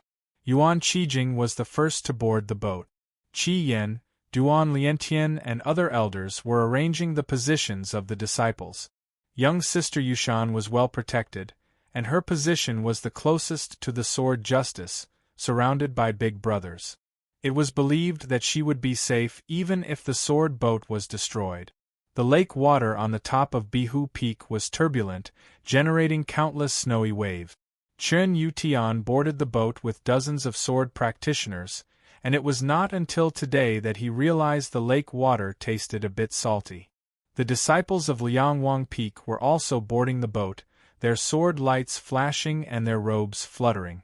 Guananshan and the others had to step onto the battlefield less than 100 days after they came back from the snowland. The disciples of Shirihue Peak were also boarding the boat under the leadership of Guangyuan Jinren. A crisp cry broke out on the stone beam and shrouded in the fog all year round. A dark shadow broke through the fog, but it didn't land on the sword boat on Shirihue Peak, but on the sword boat on the Shangda Peak. Seeing the ordinary-looking golden pheasant with a long tail, the disciples of Shangda Peak were startled, and then they guessed its identity, bowing to it hastily. Young sister Yushan opened her eyes wide, thinking that the master Dark Phoenix was actually so good-looking. Yet, Qi Yan and Duan Liantian were thinking that the sect master would indeed wipe out the West Ocean this time, since the master principal guard had left Aoyama. "Little Fourth, you stay in Aoyama and look after the sect." Lu Ci passed the message to the disciples of Shilai Peak, and didn't take another look at Fang Jingtian. He was well aware of what was on Fang Jingtian's mind. Calling him Little Fourth was both a reminder and a warning. He walked to the front of the stone monument and took down the sheath of the inherited heaven sword. After a moment of silence, he said, "Senior Master hasn't made up his mind yet." The round turtle opened his eyes slowly and shot a glance at Lu Ci, thinking that what he said was nonsense. Who would be willing to put a rope around his neck? He was not that stupid chicken, nor was he a fool. Lu Ci didn't say anything more. He flicked his finger slightly. A sword cry rang out. It echoed all over Aoyama. 17 sword boats left their respective peaks slowly, heading toward the sky. The great formation was activated, and the autumn rain fell down. The sword boats broke through the clouds, heading toward the distant west. Everybody was on the move, including those young men and women who had just entered the hall of sword washing and hadn't inherited their swords yet. The only people left in Aoyama were Fang Jingtian, the horse and the monkey on the slope of Shenhua Peak, and the dog and the prisoner in the sword jail. In the morning glow, 17 sword boats headed toward the West Ocean. It was a magnificent sight. On the largest sword boat at the very front, standing at the bow of the boat, Lu Si looked like an immortal man, his long beard tousling in the wind and the sleeves of his robe tousling. Dozens of sword letters had been sent to various places in Chaotian to fight against the West Ocean. Fair and square. Fair and square. This was the style of doing things in Aoyama. Of course, there was another reason. Lu Si didn't have a sword. If he didn't take the sword boat, he would fly slower. I had intended to write a chapter tomorrow before taking a vacation, but I thought it would be more pleasant to end it here. As such, I decided to take a break tomorrow on New Year's Eve. This year's vacation is shorter than last year's, but it is longer than the year before. I'll come back on time to meet you all on the 15th day of the first lunar month. I'll chat with you on the official WeChat account tomorrow, so I won't waste time here. I wish you all good health and a happy new year. I really love all of you. Although I don't know exactly who you are, in short, I thank all of you for the past year. In the coming year, let's all be good and continue to live happily. End of this chapter. Chapter 499. Jing Jiu and Nan Wang were staring at the physical body of the great grandmaster of the foggy island, Nan Chu, on a barren mountain. The Aoyama sect drove a dozen sword boats to suppress the West Ocean. Yin San and the young mysterious Dark Master were looking for a sword on Xiaoming Island at the West Ocean, and Tong Yen had already found it. The Battle of the West Ocean was on its way, and the reactions from all sides were making people anxious. I wish everybody a happy holiday. As dozens of sword letters were sent to various places in Chaotian, the news had spread quickly. Tai Pingzhenren had come out from behind closed doors and was at the West Ocean. The Aoyama sect went there to ask for him. Unlike the case of the Snow Girl, the Aoyama sect didn't conceal anything this time, and they didn't choose who to inform. It was as if they had announced it to the whole world. Hearing the news, the people in the world had different reactions. It took some people a long time to remember that this Tai Pingzhenren was the former sect master of the Aoyama sect, who stayed behind closed doors in order to seek the path of ascension. At the time, the Aoyama sect had issued a 400-mile prohibition, which shocked the whole of Chaotian. However, this event had happened more than 300 years ago, and the name of Tai Pingzhenren had been gradually forgotten. Was he still alive? If this immortal was still alive, why was he at the West Ocean? Why did the Aoyama sect attack the West Ocean because of this matter? Only those who knew the inside story knew that the sword letters of the Aoyama sect were not meant to show off, nor to demonstrate their power, but to warn others. After receiving the news, Zhang Ei went to the royal palace that very night, his face looking terrible and livid. After the turmoil of the fiend prison, he had drifted away from his master's Zhongzhou school and had been under tremendous pressure. But he had never felt so pressured that he couldn't breathe. Since Shi Fengchen had found the name of Tai Pingzhenren in the secret files of the Pure Heaven Bureau, as the chief commander of the Pure Heaven Bureau, he knew better than anyone else how much blood this scourge had caused in Chaotian 300 years ago. Arriving at the deep end of the palace, Jingjiu knelt down behind the emperor and told him the contents of the sword letter of Aoyama and the plan made by the Pure Heaven Bureau that very night. To his surprise, he found that both the emperor and Sir Nyo were quite calm. Did they already know that Tai Pingzhenren was still alive? The earliest place to receive the Aoyama sword letters was the Guoqing Temple. Not long after Zen Master returned from the snowy plains, he squatted by the window and stared at the pile of wooden sticks in a daze. The sound of a bell came from the depths of the temple, bringing with it a sea breeze, but it could not disperse the irritation of midsummer. He straightened up and looked back at the elders of the Guoqing Temple. There was no childishness on his face. Instead, he looked serious and serious. The death of Monk Duhai, the principal disciple of the Justice Hall, had revealed many secrets. Neither the chief monk nor Jingjiu had expressed any opinion on this matter. It was a sign of their respect for the Aoyama sect, hoping that Aoyama sect could deal with it themselves. Now that the Aoyama sect had sent a letter to Chaotian, stating that Taiping Jinren was still alive, the Guoqing Temple had to give a clear response. Ask the big brothers of the instruction hall to go to the West Ocean and keep an eye on Aoyama. Zen Master said slowly and resolutely, Taiping has to die. A few elders left after receiving the order. Zen Master waved his sleeve lightly, messing up the pile of wooden sticks. He walked out of the meditation room barefoot and arrived in front of the stone pagoda. The tranquil garden had been repaired, but the stone pagoda was still here temporarily. Looking at the stone pagoda, Zen Master remained silent. The sound of the bell had gradually died down, and so had the sea breeze. Though it was the middle of summer, the meditation room suddenly became extremely cold. The Aoyama sect attacked the West Ocean. Their allies such as Ozawa and the Platonist sect remained silent, and Shueiyu Nunnery didn't say anything either. Yet, the reactions of other sects were quite intense. It was not because they felt indignant for the West Ocean, but because they were worried about the chaos that would ensue. The voice of the Broadsword King didn't ring out in the small temple in White Town, but Jui City was under martial law not long after the church master of the Windy Broadsword left. Many sects in the north called back their traveling disciples, activated the great formations, and closed their mountain gates.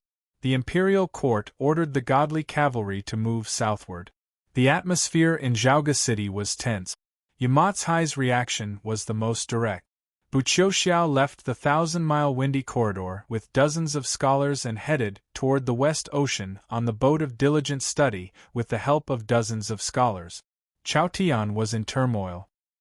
Strangely enough, the Zhongzhou school, the leader of the orthodox sects, didn't show any reaction. They behaved too calmly. It was because Bai Zhenren had known that Taiping Jinren had escaped from the sword jail a long time ago. She had her suspicions when the unicorn came back wounded in the Guoqing temple. Later, she got confirmation from Su Zai. It was the great grandmaster of the mysterious dark sect who told Su Zai about it through the fat monk in the Guoqing temple. The clouds and fog were everywhere in the valley, but they were much softer and more dreamy than the fog on the Sword Peak in Aoyama. That was why it was called Cloud Dream Mountain. The gentle wind changed the shape of the clouds and pulled up the soft white satin. Bai Zhenren landed by the cliff's edge. Glancing at the white satin hanging on her elbow, Bai Zhenren didn't say anything. She was fully aware that her daughter must have had a fortunate encounter after being trapped in the snowland for 6 years. This white satin made of natural worm silk was the proof, and it was also the proof of Jingjiu's true identity. But there was no proof for it, so it was meaningless to tell her daughter about it. Besides, if her daughter could maintain this kind of relationship with Jingjiu, it would be beneficial for her, so there was no need to make it clear. I only know that Taiping Jinren used to wreak havoc in the human world, but I didn't expect that he would cause such a commotion. Thinking of the news sent back by the people of Chaotian, Bai Zhao remarked sentimentally, "Why is it so serious? You people are still young. You don't know how many people have died because of him, and how many people will die if he is allowed to live." Thinking of the disasters on Chaotian, Bai Zhenren remarked sentimentally, "Does the Aoyama sect think that they can avoid the responsibility by doing this?" Bai Zhao said, "As long as Taiping Jinren is dead, nobody needs to bear the responsibility." Bai Zhenren shot a deep glance at her and said, "Get ready to go." The Aoyama sect didn't intend to hide their tracks when they launched a crusade against the Western Sea Sword School. Of course they couldn't.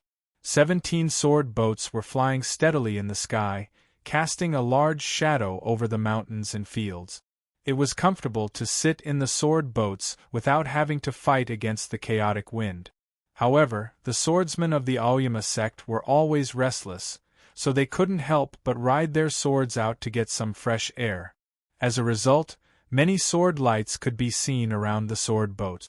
The straight sword lights accompanied the sword boats, creating a spectacular and eye-catching scene. They could be seen clearly whether it was day or night, like a group of shooting stars that would never fall. The farmers and residents on the ground were shocked speechless when they saw the scene in the sky. Most of them knelt down and prayed incessantly. They didn't dare to stand up until the sword boats and sword lights disappeared into the horizon, wondering where the immortal masters were going and what they were going to do. The major sects closest to the West Sea were the Baodong Zen Temple and the Kunlun sect.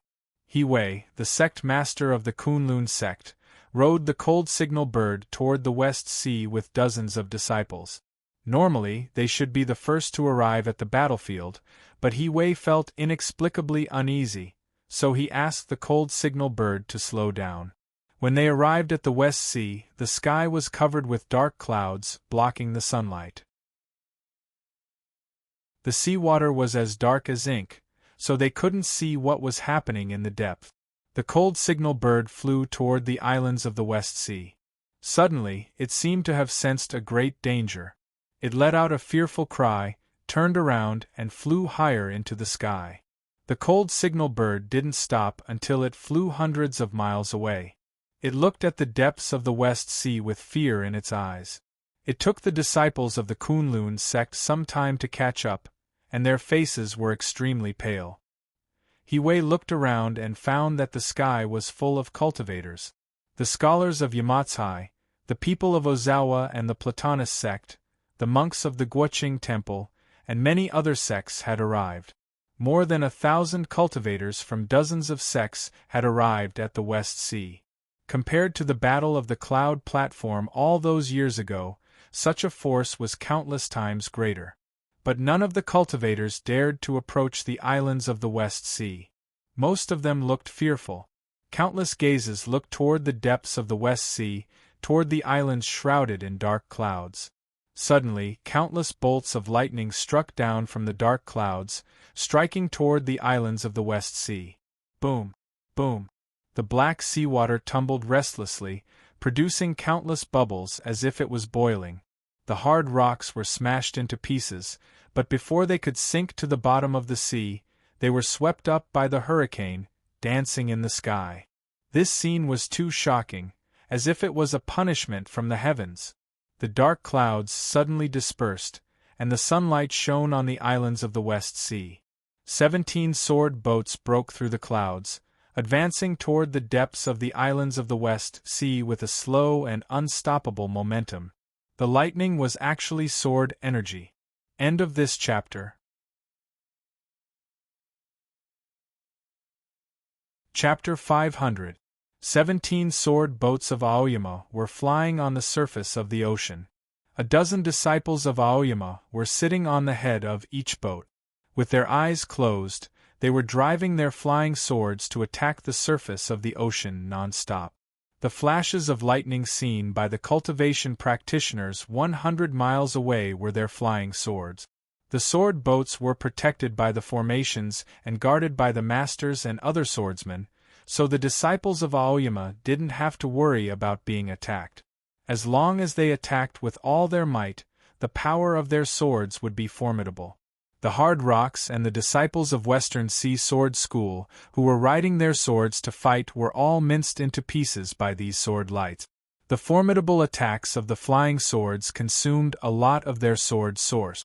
It didn't take long for these disciples of Aoyama to turn pale, and they were quickly taken away by other disciples of Aoyama to continue the attacks on their swords. The sword lights on the surface of the ocean didn't stop for a single moment. The magic pills and crystals prepared by Shuriwa Peak played an important role at the moment. It was believed that the sword source of these disciples of Aoyama would be replenished soon. The rainstorm-like sword lights bombarded the islands on the surface of the ocean incessantly, creating a formidable scene. Many small islands were flattened along with the deafening booms. Many disciples of Western Sea Sword School were wounded or killed, falling into the ocean. This place wasn't the central area of the West Ocean Islands, so the great formation of the mountain gate couldn't withstand the violent attacks of the sword boats of Aoyama. It didn't take long for the hundreds of islands in the periphery of the West Ocean Islands to be completely wiped out, either destroyed or surrendered. The sword boats of Aoyama didn't continue to attack those islands that surrendered.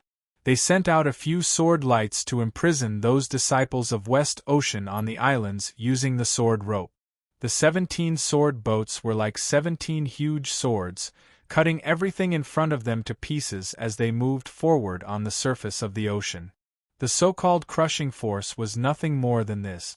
Hundreds of flying swords of Aoyama sect were traveling back and forth like the swallows in the sea, stirring up countless huge waves and making the energy in heaven and earth chaotic.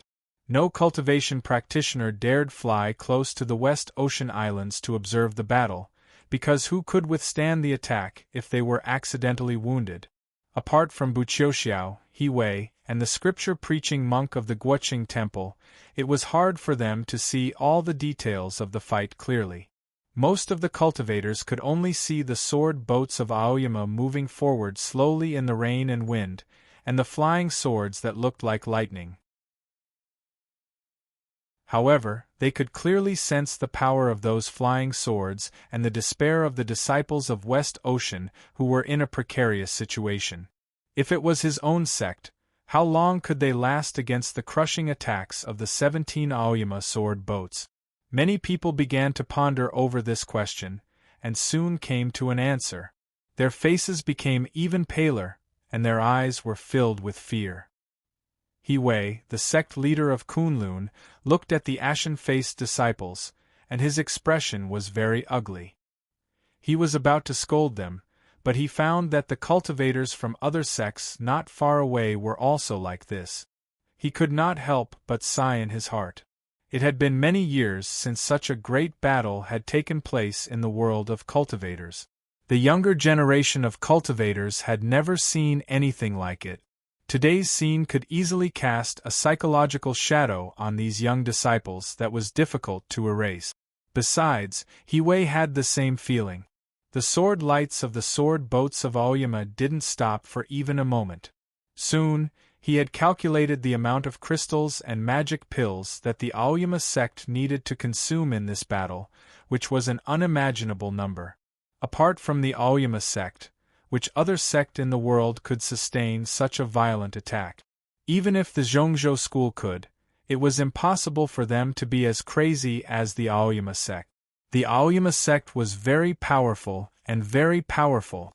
Thinking of this, He Wei felt powerless.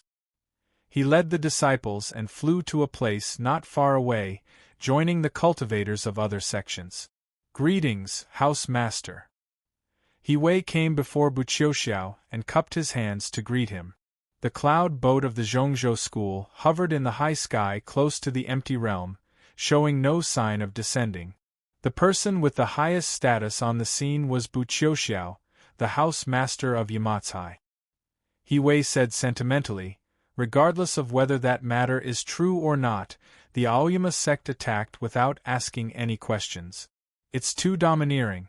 Are we just going to watch it happen?" Buqiuxiao looked at the deep part of the West Sea, saying nothing. There were dozens of scholars of Yamatsai on the boat of diligent study in the Sea of Clouds. A thin and dark scholar lifted his head and glanced at He Wei. It was then that an elder of the Northbrook sect suddenly cried out in surprise, "Is that island the Hall of Heavenly Calculation?" On the surface of the sea in the southwest, a sword boat of Aoyama arrived in front of a large island. This large island was obviously different from the other islands.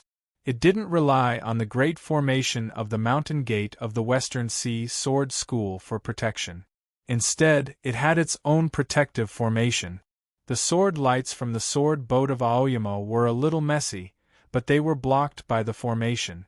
That formation carried a mysterious aura, as if it could glimpse a corner of the way of heaven. No matter how swift and fierce the flying swords were, they couldn't directly attack the body of the island. It was because of this feeling that the elder of the Northbrook sect believed that this large island was the legendary Hall of Heavenly Calculation. The Hall of Heavenly Calculation was a special place of the Western Sea Sword School. It was built by Tian Jinren, and its formation was indeed extraordinary. Many people thought that the attack of the Aoyama sect was interrupted for the first time, and that the Western Sea Sword School could hold on for a while longer. But a new change took place. A calm and steady voice came from the sword boat of Aoyama: "Get into formation." Dozens of flying swords pierced through the sky and weaved a net-like object on the surface of the sea. Electric lights flickered in the net, looking extremely bright. The net of swords drifted toward the large island, and soon met the great formation of the Hall of Heavenly Calculation. With a series of crackling sounds, countless sparks appeared in the sky. Seeing this, Hiwei's face darkened, and the rest of the cultivators were shocked speechless. Until now, many people remembered that the swordsmanship of the Aoyama sect was certainly the best in the world, but the most powerful one was the sword formation of Aoyama. The flying swords couldn't destroy the formation directly, but what about the sword formation of Aoyama? When the two formations met, the stronger one would win, and the weaker one would be destroyed. The wind was howling, and the seawater was evaporated into white smoke. The great formation of the Hall of Heavenly Calculation was broken in an instant. The large island appeared in front of everyone. "You're too arrogant!" An angry and violent voice came from the island. A figure soared into the sky, holding a magic weapon in his hand, which emitted thousands of light rays. He dashed toward the net-like sword formation in the sky. No one knew what that magic weapon was, but it wasn't destroyed by the sword intent of Aoyama's sword formation. It was like a fish that was about to break out of the net, causing a bulge in the sword formation. It was the current master of the Hall of Heavenly Calculation, Chi Magia, and the magic weapon in his hand came from White Deer Institute. Just as he was about to tear the sword formation apart, a loud crack suddenly resounded in the sky. A bolt of lightning descended from the sky. Countless waves rose on the surface of the sea, and the tide was endless. The bolt of lightning pierced through the sword formation and accurately landed on the magic weapon in Chi Magia's hand. There was a loud bang. Chi Magia felt as if he was really struck by lightning. His body stiffened and emitted countless puffs of white smoke. Just like that, he fell into the sea, his fate unknown. The magic weapon was indeed not ordinary. It wasn't destroyed by the flying sword, but it naturally lost its power after losing its master. It was actually dragged back to the sword boat by Aoyama sect's sword formation. The bolt of lightning was extremely bright, and even the surface of the sea was illuminated by it.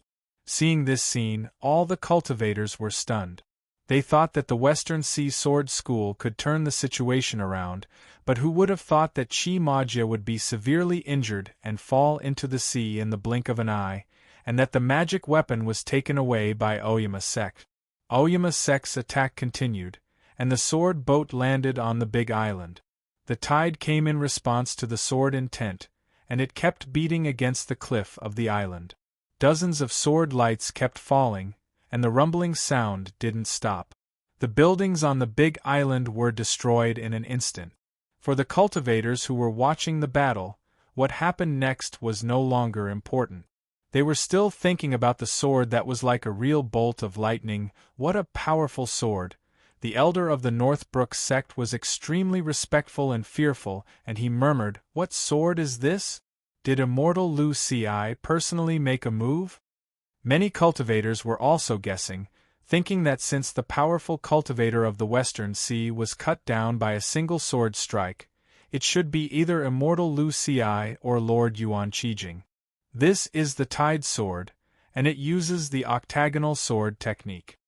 Hiwei had an unsightly look on his face as he said, "It was Chen Yutian who attacked." Hearing this, all the voices of discussion disappeared.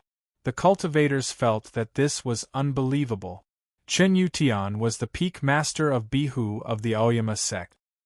He hadn't been a swordsman of the Broken Sea State for many years, and he was the weakest peak master of the Aoyama sect. Of course, Zhao Liu, who was an anomaly, wasn't included. However, This weakest peak master had killed Chi Mashu instantly with his sword as swift as a bolt of lightning.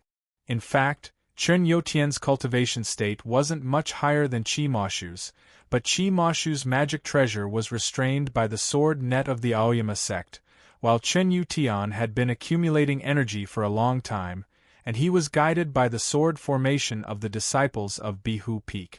Thousands of tides were like a huge mountain, and when his sword fell down, it was like the collapse of a mountain.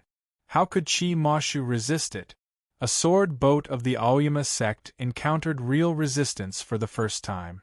There was a black rock mountain on that island. The disciples of the Western Sea Sword School were fighting fiercely with the disciples of the Aoyama sect on the sword boat by relying on the caves in the mountain. The flying swords kept colliding with each other.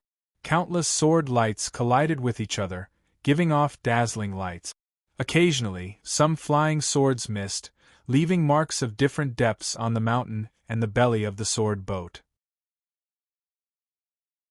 The disciples of the Aoyama sect were protected by the sword boat, and the disciples of the Western Sea Sword School were protected by the Black Rock Mountain. The battle was in a deadlock. Suddenly, two flying swords flew out of the sword boat, one black and one white sword light, and bombarded the Black Rock Mountain. The Black Rock Mountain was extremely hard, and it was supported by a formation. Even if the flying swords of the disciples of the Aoyama sect hit it directly, they could only bring out some stone chip. However, the two sword lights pierced through the mountain, and then collided with each other in the belly of the mountain, cutting the mountain in half. With a loud rumbling sound, the Black Rock Mountain collapsed slowly. The disciples of the Western Sea Sword School screamed in surprise, riding their swords to escape to the surface of the sea. Seeing this, the cultivation practitioners in the distance were shocked speechless again. The elder of the North Brook sect said in a trembling voice, "It's too powerful. It must be the 3-foot sword of the immortal Yuan, right?" He had never seen the 3-foot sword, but he remembered that Yuan Qijing was the sword justice of the Aoyama sect, famous for his uprightness and outspokenness, and the Shanghai Peak was famous for its black mountain and white snow, which matched the two sword lights. Besides, who else could cut the Black Rock Mountain in half with such a formidable power except for Yuan Qijing? It's Mo Qi and Bai Rujing from the Tianguang Peak. Bu Qiuxiao said expressionlessly. They are both swordsmen in the Broken Sea State. The crowd fell silent again. In the depths of the West Sea Islands, a swordsman suddenly flew up, arriving along with the rain and wind of the sea. He was the elder of the Western Sea Sword School, who had cultivated deeply in the Broken Sea State for many years. Seeing this scene, the cultivation practitioners watching the fight finally became spirited. The sword boat moved slightly, and a Taoist in indigo suddenly showed up in the sky, blocking the way of the elder of the Western Sea Sword School. The clear and beautiful sunlight sprinkled on his body, and suddenly 6 sword lights appeared in it. The sword of the returning sun. The sword style of 6 dragons. The sword lights flashed. The elder of the Western Sea Sword School was cut in half, falling down. The Taoist in indigo flew back to the sword boat. It was quiet in heaven and earth. The cultivation practitioners watching the fight were shocked speechless. He Wei's face was livid, thinking that even he couldn't block this sword. Bu Qiuxiao thought in silence that if he didn't have the dragontail inkstone, he could only fight to a draw with this Taoist in indigo. 2 light sounds suddenly came over the quiet surface of the sea. It was the sound of the 2 halves of the elder of the Western Sea Sword School falling into the sea. The cultivation practitioners finally came to their senses from the shock. Who was this Taoist in indigo? What sword was this? It was so powerful. Even He Wei and Bu Qiuxiao didn't know the identity of this Taoist in indigo. Nobody dared to make any more guesses, and they felt more reverence for the Aoyama sect. Everybody knew that the Aoyama sword sect was very powerful. But why didn't anybody know about this Taoist in indigo, who was so powerful? Had the Aoyama sect become so powerful?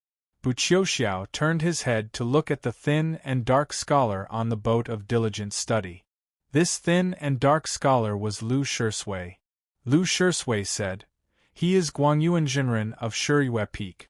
When I designed this plot last year, I liked the way the Aoyama sword boat was the most. The spaceship would shoot lasers and sweep the ground. When it encountered a fortress with a strong defense, it would fire the laser cannon and bombard it. It was so cool." End of this chapter.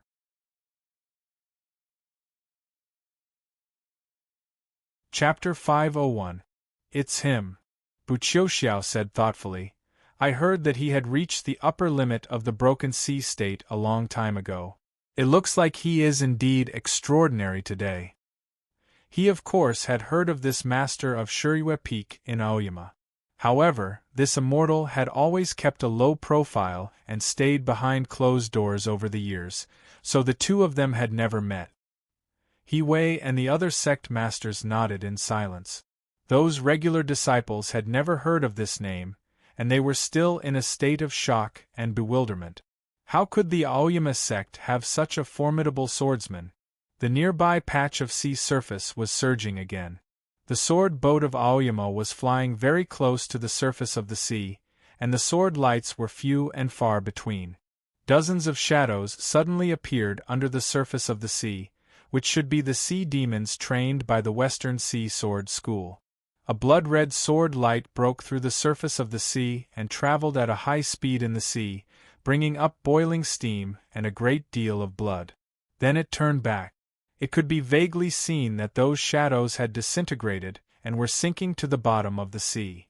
The power of this blood-red sword light was not as powerful as the flying swords of Jinren and those elders, but it had a strong mental impact on the cultivation practitioners. The seawater within a radius of a few miles was dyed red, looking like a boundless pool of blood. It was a bloody scene. No one asked any questions this time. They all knew that this blood-red flying sword was the legendary Thoughtless Sword. Zhao Lei had reached the middle state of free travel at such a young age. How did she lose to Zhuoruzhui? Jinren didn't come out after he returned to the sword boat. So did Qin Yutian and Mo Qi, Bai Rujing and other swordsmen of Aoyama. Even Zhao Lei wielded her sword only once. The masters of the previous generation of Aoyama would wield their swords only when they encountered a difficult problem. The regular disciples of Aoyama were still the main force at other times. The deeper they went into the West Ocean Islands, the more opportunities they had to use the deadly sword skills that the disciples of Liangwang Peak had to practice to kill demons. The flying swords swept over the surface of the sea like raindrops. The most frightening thing was that no matter what the Western Sea Sword School did, Aoyama sect could always find the most suitable way to counter it. The snowfall at Shangda Peak, the thunderstorm at Bihu Peak, and the formation at Tianguang Peak. The simplest flying sword could mimic countless kinds of magical powers and then break the magic treasures and formations of the Western Sea Sword School at will. Immortal Lu Xi and Yuan Qijing hadn't even made their moves, and there were still many famous swords of the immortal grade that hadn't appeared, but the Western Sea Sword School had already been beaten to the point that they couldn't fight back. This was a true suppression. Looking at the magnificent yet not intense battle on the surface of the sea, Kunlun sect master He Wei suddenly asked, "How many days have they been fighting for?" Buqiuxiao raised his eyebrows slightly and said, "It will start when we arrive." After learning that Taiping Jinren had come out from behind closed doors and was hiding at the West Ocean, the scholars of Yamatsai reacted the fastest and arrived the earliest.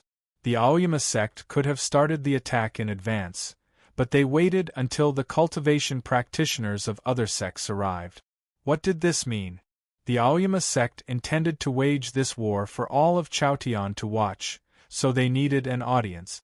Having figured this out, the cultivation practitioners of various sects were stunned speechless. The Western Sea Sword School was a new major sect in the last 100 years, and they had suppressed the No Mercy sect, a powerful sect. Even though the Western Sea Sword School suffered a great deal of damage after the Cloud platform, they were still one of the most powerful sects in the world. Yet, the Aoyama sect attacked whenever they wanted. How confident they were! The 17 sword boats of Aoyama headed toward the deep part of the West Ocean Islands. The sword lights gradually faded away, leaving behind the bloody scars on the surface of the ocean and a great deal of fresh blood. The ocean rain fell on the ocean and the islands along with the heavenly wind, washing away the blood and covering the smoke and dust caused by the collapse of the buildings. Seeing this, the cultivators of the various sects felt a strong sense of helplessness. This is war. Looking at the fading bloody scars on the surface of the ocean and the ruined islands, Buqiuxiao said after a moment of silence, "The true strength of a sect can only be determined through war. As such, I have a high opinion of the Windy Broadsword sect. It's because they have participated in the war, and they have grown stronger in the war." He said this to the disciples of Yamatsai on the boat of diligent study, as a form of instruction. In the war in the human world, the personal prowess of a general was meaningless. In the war in the cultivation world, the personal cultivation state of a cultivation practitioner was meaningless, unless he had reached the Dachan state or the heavenly arrival state. Only then could he change the situation. However, how many figures in the heavenly arrival state were there in the cultivation world? The Aoyama sect had 2 of them. What was depressing was that the Aoyama sect had 4 principal guards. Many people looked up at the sky reflexively. A huge ship could be vaguely seen among the thin clouds close to the empty realm. It was the cloud ship of the Zhongzhou school. Many swordsmen of the Cloud Dream Mountain were on the ship, and it was said that even Bai Jinren had come.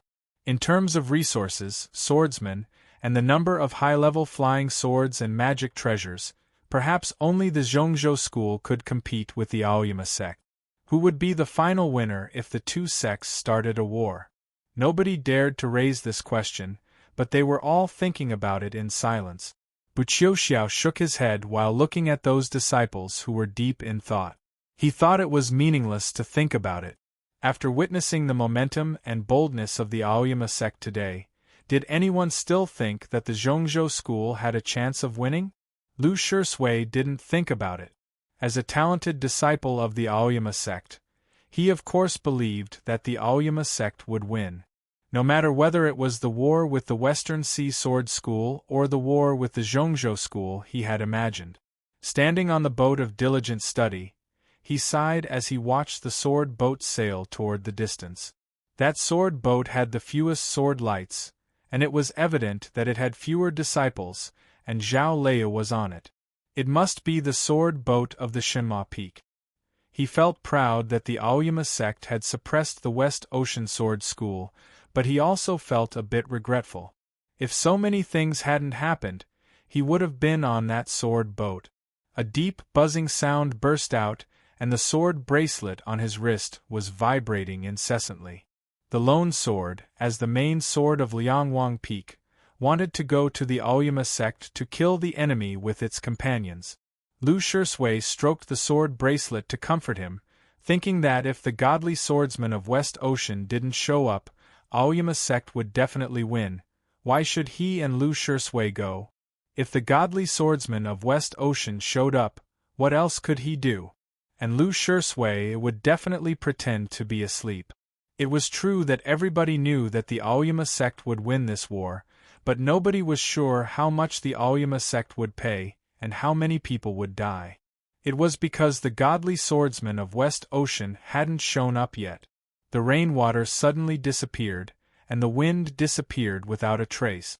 Yet, countless tides rose up on the surface of the ocean. Bihu Peak of Aoyama employed the tide sword style, but it was not as fast as the tide. The word tide was also included in the supreme sword instruction of the Western Sea Sword School. The tides rose up and landed on the surface of the sword boat, producing countless snowflakes. The sword boat in the front swayed a few times, and then stabilized its position. The disciples of Tianguang Peak retrieved their flying swords and stared at the place where the tides rose up, as if they were facing a formidable enemy. Even Zhuoruzhui lifted his drooping eyelids, feeling a bit excited. It was a sword that caused countless tides to rise up at the West Ocean. The flying sword was made up of many pieces, looking like the pagodas in the Zen temples, or the tides overlapping each other. The name of the sword was the 12-story building. This sword was ranked in the top of the list of famous swords of the fairy state in the world. 200 years ago, this sword was no different from a piece of scrap metal when it was picked up by a certain someone on the beach for the first time.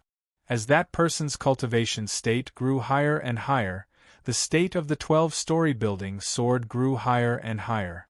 It was a flying sword of the fairy state now, almost as powerful as the first child sword.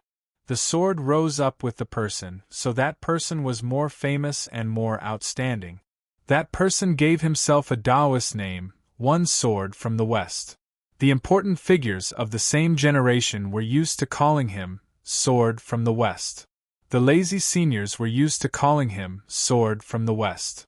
The majority of the cultivation practitioners called him godly swordsman of West Ocean. Since he was called godly swordsman, it was evident that he had a high attainment in the sword work and a profound cultivation state. The cultivation circle didn't have a high opinion of the godly swordsman. They thought that he was gloomy, taciturn, and narrow-minded, lacking the demeanor of a fairy man. Under such circumstances, he was still regarded as one of the strongest swordsmen in Chaotian. It was evident that his prowess was impeccable. In the last few decades, his cultivation state was at its peak. The immortal Lu Ci was on par with him in the sword fight, and Pei Baifa was knocked down to the West Ocean by his sword. The godly swordsman of West Ocean could be said to be the strongest swordsman in Chaotian, on par with the three immortals Lu Ci and Tan Bai. Back then, there was an opinion that the godly swordsman of West Ocean was inferior to the broadsword king, but this opinion was no longer the case. When the 12-story building sword appeared amid the violent tides, who of the Aoyama sect could resist it? In the huge sword boat in the front, Lu Ci stood at the bow of the boat, his robe tousling slightly. He looked at the sword with narrowed eyes, but he had no intention of wielding his sword. It was because he didn't have a sword, and the sheath of the inherited heaven sword was prepared for someone else. Yuan Qijing didn't wield his sword either. He sat quietly in the cabin, waiting for the arrival of the great grandmaster of the Foggy Island. The rooster paced back and forth in the cabin with his devilish long tail, saying anxiously, "Where is that old devil? Where is he? I'm so worried." Yuan Qijing shot him a glance, knowing that he was not worried about the great grandmaster of the Foggy Island, Nan Chu, but someone else. The sword lights illuminated the surface of the ocean. 3 flying swords arrived after breaking through the air and surrounded the 12-story building sword. These 3 flying swords were obviously human, and their sword wills were like crystals. It was evident that they were all flying swords of the fairy state. It was the absolute sword of Yunqing Peak. It was the sword of the returning sun of Shiyue Peak. And it was the sword of the 8 sides of Bihu Peak.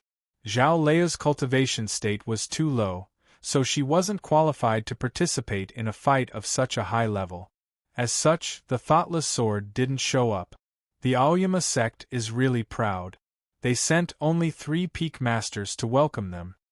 Looking at the scene in the distance, He Wei said with a hint of jealousy and malice, even if Guang Yu and Jinren could resist them for a while, the other 2 would be killed instantly. Lu Shisui shot a glance at this person, and then looked at his wrist, and found that the lone sword didn't move at all. The tide had gradually receded. The figure behind the 12-story building sword became more visible. The godly swordsman of West Ocean had finally shown up. Facing 3 famous swords of Aoyama and 17 sword boats of Aoyama, he didn't show any fear on his face. He was as indifferent and dull as usual, like a stone statue. "What do you intend to do?" The godly swordsman of West Ocean looked at the sword boat a few miles away, his voice emotionless. The immortal Lu Ci stood at the bow of the boat, his Taoist robe fluttering, looking like a fairy man. "My master, please come back to the mountain," he said in a pleasant voice as sweet as the sweet dew. Hearing this, the godly swordsman of West Ocean sighed inwardly even though he looked calm. According to his original plan, Taiping-Jinren would come to the West Ocean to steal the sword, and he would be killed or captured by him and the young mysterious Dark Master together, and then the devil in Aoyama would be lured over to kill him. Unexpectedly, the sword sect of Aoyama had come before he could strike, and they had come in full force. The godly swordsman of West Ocean said expressionlessly, "Your Aoyama sect didn't keep an eye on him and let him escape. Why do you come to us?" Lu Ci didn't answer him. A bright yellow scroll came from the east, hovering in the sky. The inky words on the scroll rose up along with the ocean wind, appearing very clear under the sunlight, and all the cultivation practitioners could see them. It was stated in the royal decree that the Mingqing Heavenly Bureau and the Curtain Rollers had found out that Taiping-Jinren was at the West Ocean, and all the orthodox cultivation sects were requested to cooperate with the Aoyama sect. The ocean wind ruffled the surface of the water, and the golden glow gradually dispersed. It was very quiet. No cultivation practitioner would follow the Aoyama sect to attack the Western Sea Sword School, not even the Platonist sect or the Ozawa sect.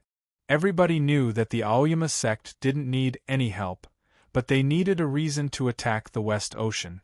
As such, the emperor wrote a royal decree for them. Without any evidence, the royal decree is useless. The godly swordsman of West Ocean said expressionlessly, "The Aoyama sect claims to be the leader of the orthodox cultivation sects, but they have killed so many innocent people today. I don't need all the cultivation sects here to be witnesses. All I want to know is how you people will face your ancestors in the future." Lu Ci said lightly, "Open the great formation of the mountain gate. If my master is not here, the Aoyama sect will apologize for their mistake." Though the apology sounded casual, everybody could imagine that if Taiping-Jinren was not on the islands of the West Ocean, the price Aoyama sect would have to pay would be much more than a few casualties. The fact that Lu Ci dared to say so indicated that Aoyama sect was indeed confident. Countless gazes were fixed on the godly swordsman of West Ocean, wondering what choice he would make. The godly swordsman of West Ocean lowered his eyelids slightly. Back when he asked Su Zai to tell Taiping-Jinren that the first child sword was on Tianxian Island, he intended to lure him to the West Ocean. However, he didn't even know if Taiping-Jinren was at the West Ocean at the moment. If he was, why didn't he know? If he was not, why did Lu Ci dare say so? He was truly not good at scheming and scheming. The godly swordsman of West Ocean let out a self-mocking smile, and then said to Lu Ci calmly, "It's easy to come in. Let's fight." No sooner had he said this than a formidable sword came out from the deep end of the islands of the West Ocean, and the great formation was activated to an extreme extent.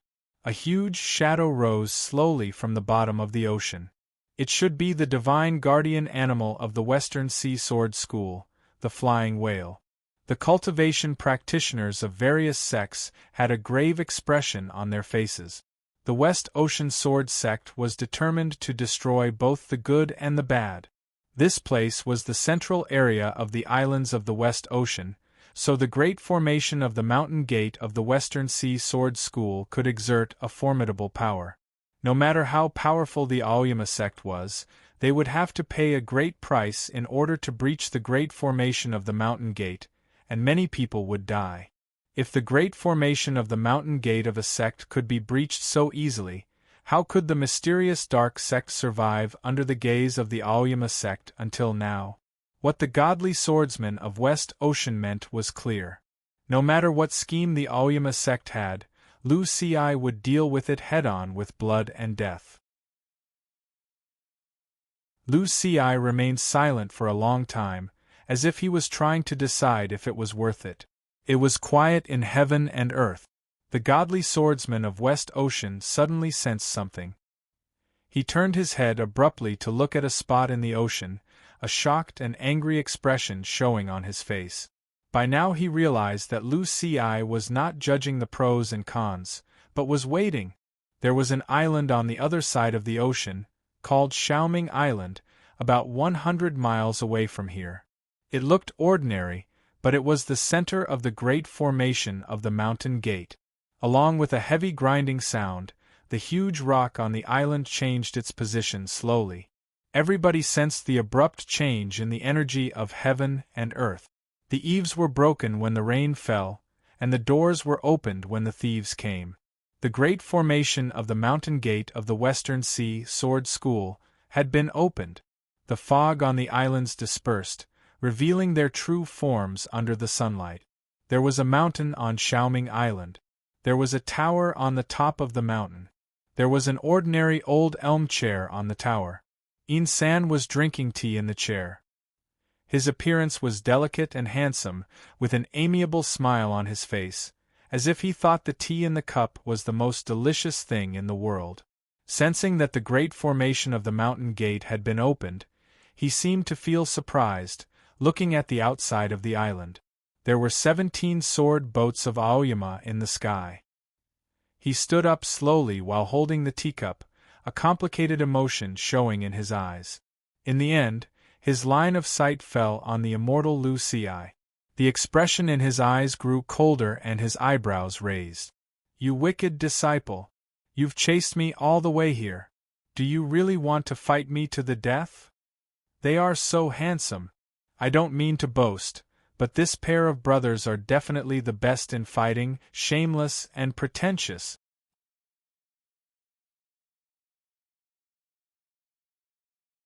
Chapter 502. Nobody knew who this young man was. Yet, he dared call Lu Ci a wicked disciple, and Lu Ci acquiesced. This young man must be Tai Pingzhenren. Few people knew the secret of Tai Pingzhenren, but the sect masters of various sects knew it. Looking at the young man on the platform, they remained silent, feeling sentimental and complicated. All of them were thinking of the same thing. This troublemaker was still alive. The cultivation practitioners who didn't know what had happened were still in a state of confusion, including most of the disciples of Aoyama. This was the first time they had seen the Grandmaster. They had seen the portrait in the small building before. Some of them felt something was wrong, but they didn't know what the problem was. Lu Shisui had gone to Bulolin to organize the files for many years, so he was sensitive to conspiracies. As a result, he found the problem quickly. When the Aoyama sect attacked the West Ocean, the Imperial Court and the Curtain Rollers brought the evidence. Aoyama needed to open the great formation of the mountain gate of the Western Sea Sword School, so it was opened. Aoyama needed to find Tai Pingzhenren, so he sat in the chair and drank tea, letting the whole world see him. As the peak master of Qingrong said, Aoyama had 4 seasons, 4 seasons, 4 seasons, and 4 seasons. All of this happened so naturally that it was unimaginably natural. He Wei shot a glance at Buqiuxiao. Buqiuxiao furrowed his brows. They all thought something was wrong. Looking at the small island in the distance, Bai Zhenren said expressionlessly, "Why didn't he flee when the battle was going on outside? Why did he sit in the chair and drink tea?" Bai Zhao shot a glance at his mother. Bai Zhenren said lightly, "He acted too much." Bai Zhao was startled, wondering if he meant that Tai Pingzhenren and Aoyama had acted together. But wasn't Tai Pingzhenren imprisoned in the sword jail by the immortal Lu and Yuan Qijing? Didn't Aoyama invade the West Ocean to capture him and bring him back? Bai Zhenren said, "The purpose and reason can be changed at any time. You should know that Aoyama is best at external warfare, followed by internal warfare. Whether it was an external or internal battle, it was still a battle." Bai Zhao seemed to have understood something.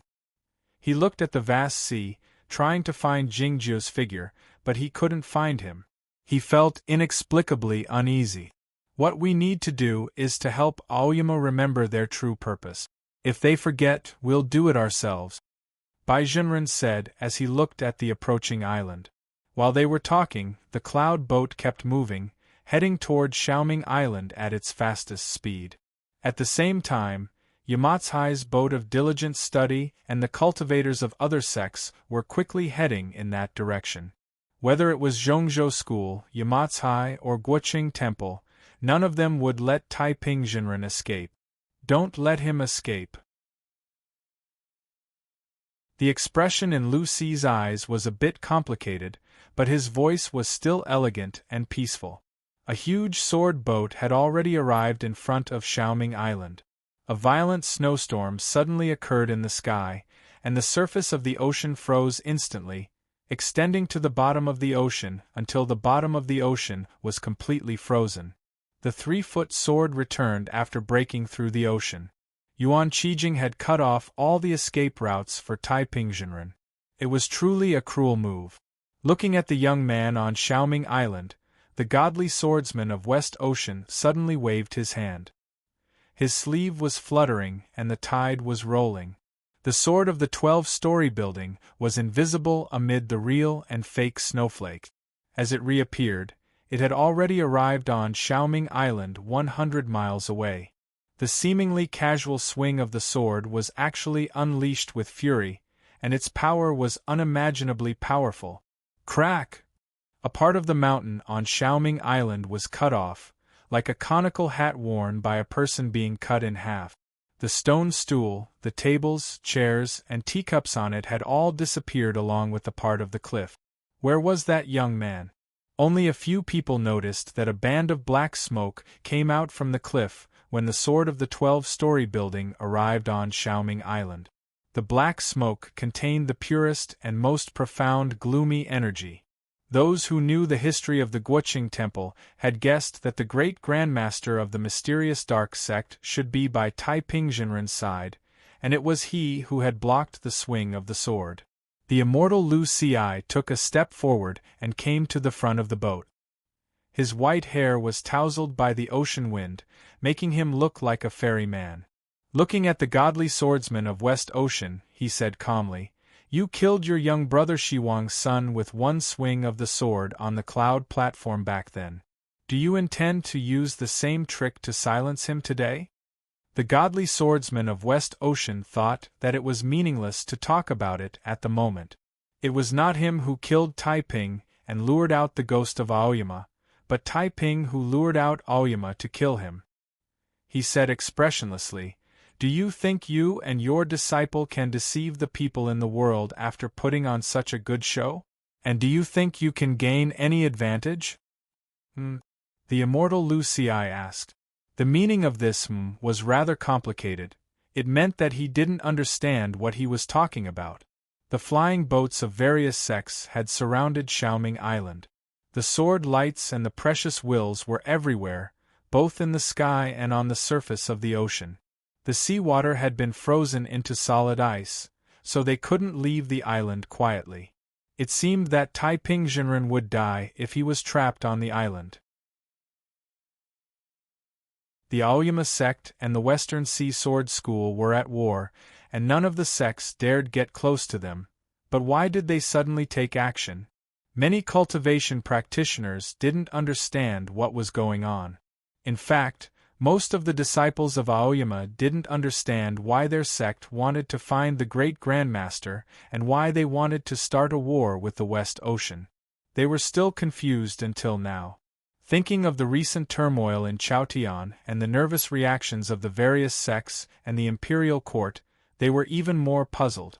The appearance of Taiping Jinren shocked the world. Why?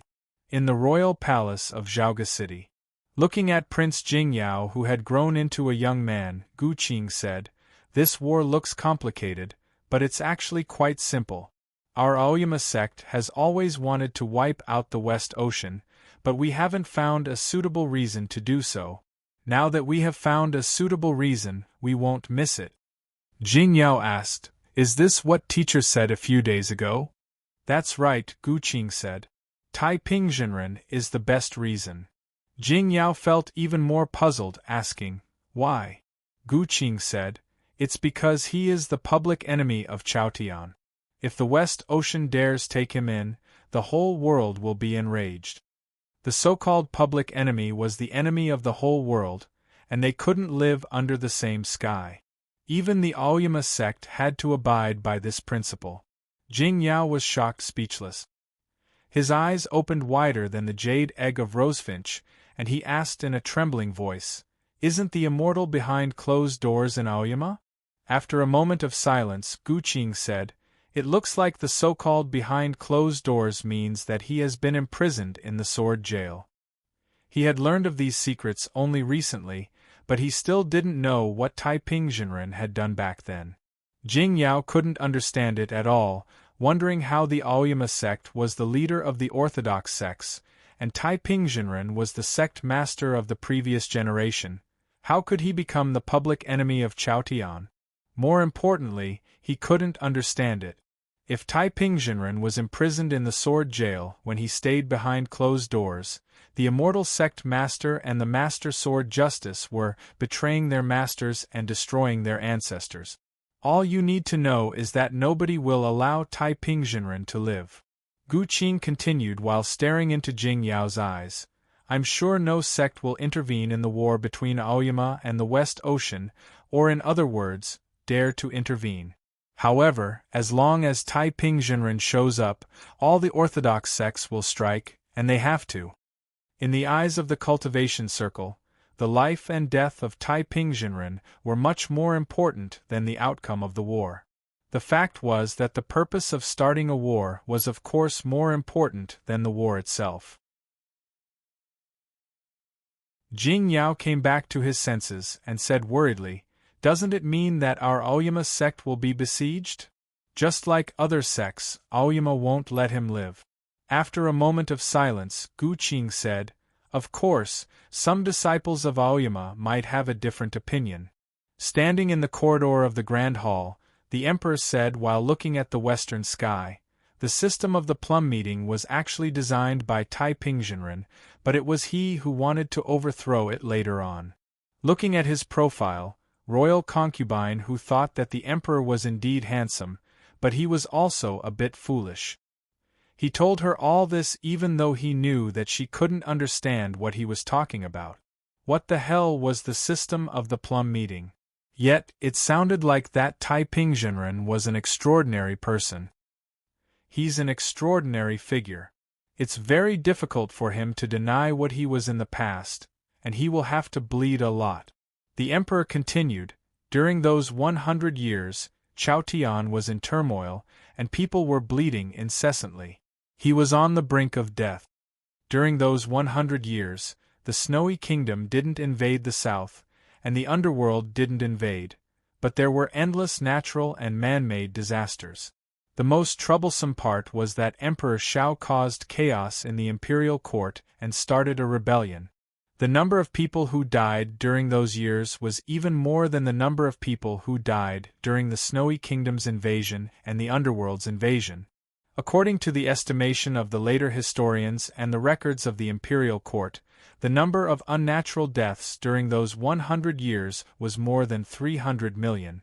Royal concubine who didn't have a direct concept of this number, so she felt cold instinctively. This is not recorded in the history books, and the records of the imperial court are sealed. Looking at the reddish sky, the Emperor recalled those years and said in a cold voice, "Plague, flood, earthquake, heavenly fire, that's about it." Royal concubine who realized that the Emperor didn't intend to tell her all this, but he used this method to recall the years he didn't want to recall. She held his hand and rubbed her face against it, asking softly, "What does this immortal want to do?" It was true. What did Taiping Zhenren want to do? The plague, the flood, the earthquake, and the heavenly fire could only kill the mortals, and they couldn't threaten the cultivation practitioners. The Emperor said, "He wants to kill all the mortals." Royal concubine who was startled, asking, "What?" The Emperor said, "He wants to create a world with no mortals but only cultivation practitioners." royal concubine who felt it was ridiculous and laughed out in surprise. How is it possible? The emperor said after a moment of silence, but he has been doing it all along. The 2 thin chickens and the green vegetable leaves in the small courtyard in Zhaoga City had disappeared without a trace, and the owner of the house had changed twice. Shi Fengqian had died in that small courtyard. Before his death, he told Jingjiu that the reason he had to kill Zhao Lei was because Zhao Lei wasn't afraid of killing people, and she would kill people at all costs to practice her Dao. And this was the biggest disaster, because he was afraid that Zhao Lei would become the second Taiping Zhenren. Jingjiu had read the records in the secret files of the Pure Heaven Bureau, so he knew what Taiping Zhenren had done. Jingjiu knew more about it, so he could understand Shi Fengqian's fear. Of course, it didn't mean that Shi Fengqian wanted to live after killing Zhao Lei. Zhao Lei was indeed similar to Taiping Zhenren when he was young. They were both geniuses in cultivation, full of passion and love for this world, and they liked hot pot, and they had no fear of killing people. Fortunately, Zhao Lei was becoming more and more like him. What about Lu Shisui? What about those people in the Aoyama? Jingjiu's line of sight passed through the wild grass and fell on Nan Wang. The Battle of the West Ocean started with the 2 letters from his big brother. The Aoyama was indeed going to destroy the West Ocean. Jingjiu also wanted to see who that devil was. When his big brother was besieged by the whole world, would that devil be able to endure it? Of course, Jingjiu had something more important to do, which was to deal with the old devil in the black coffin. The red lanterns in the ruined temple were swaying in the wind. Jingjiu got up and walked in that direction.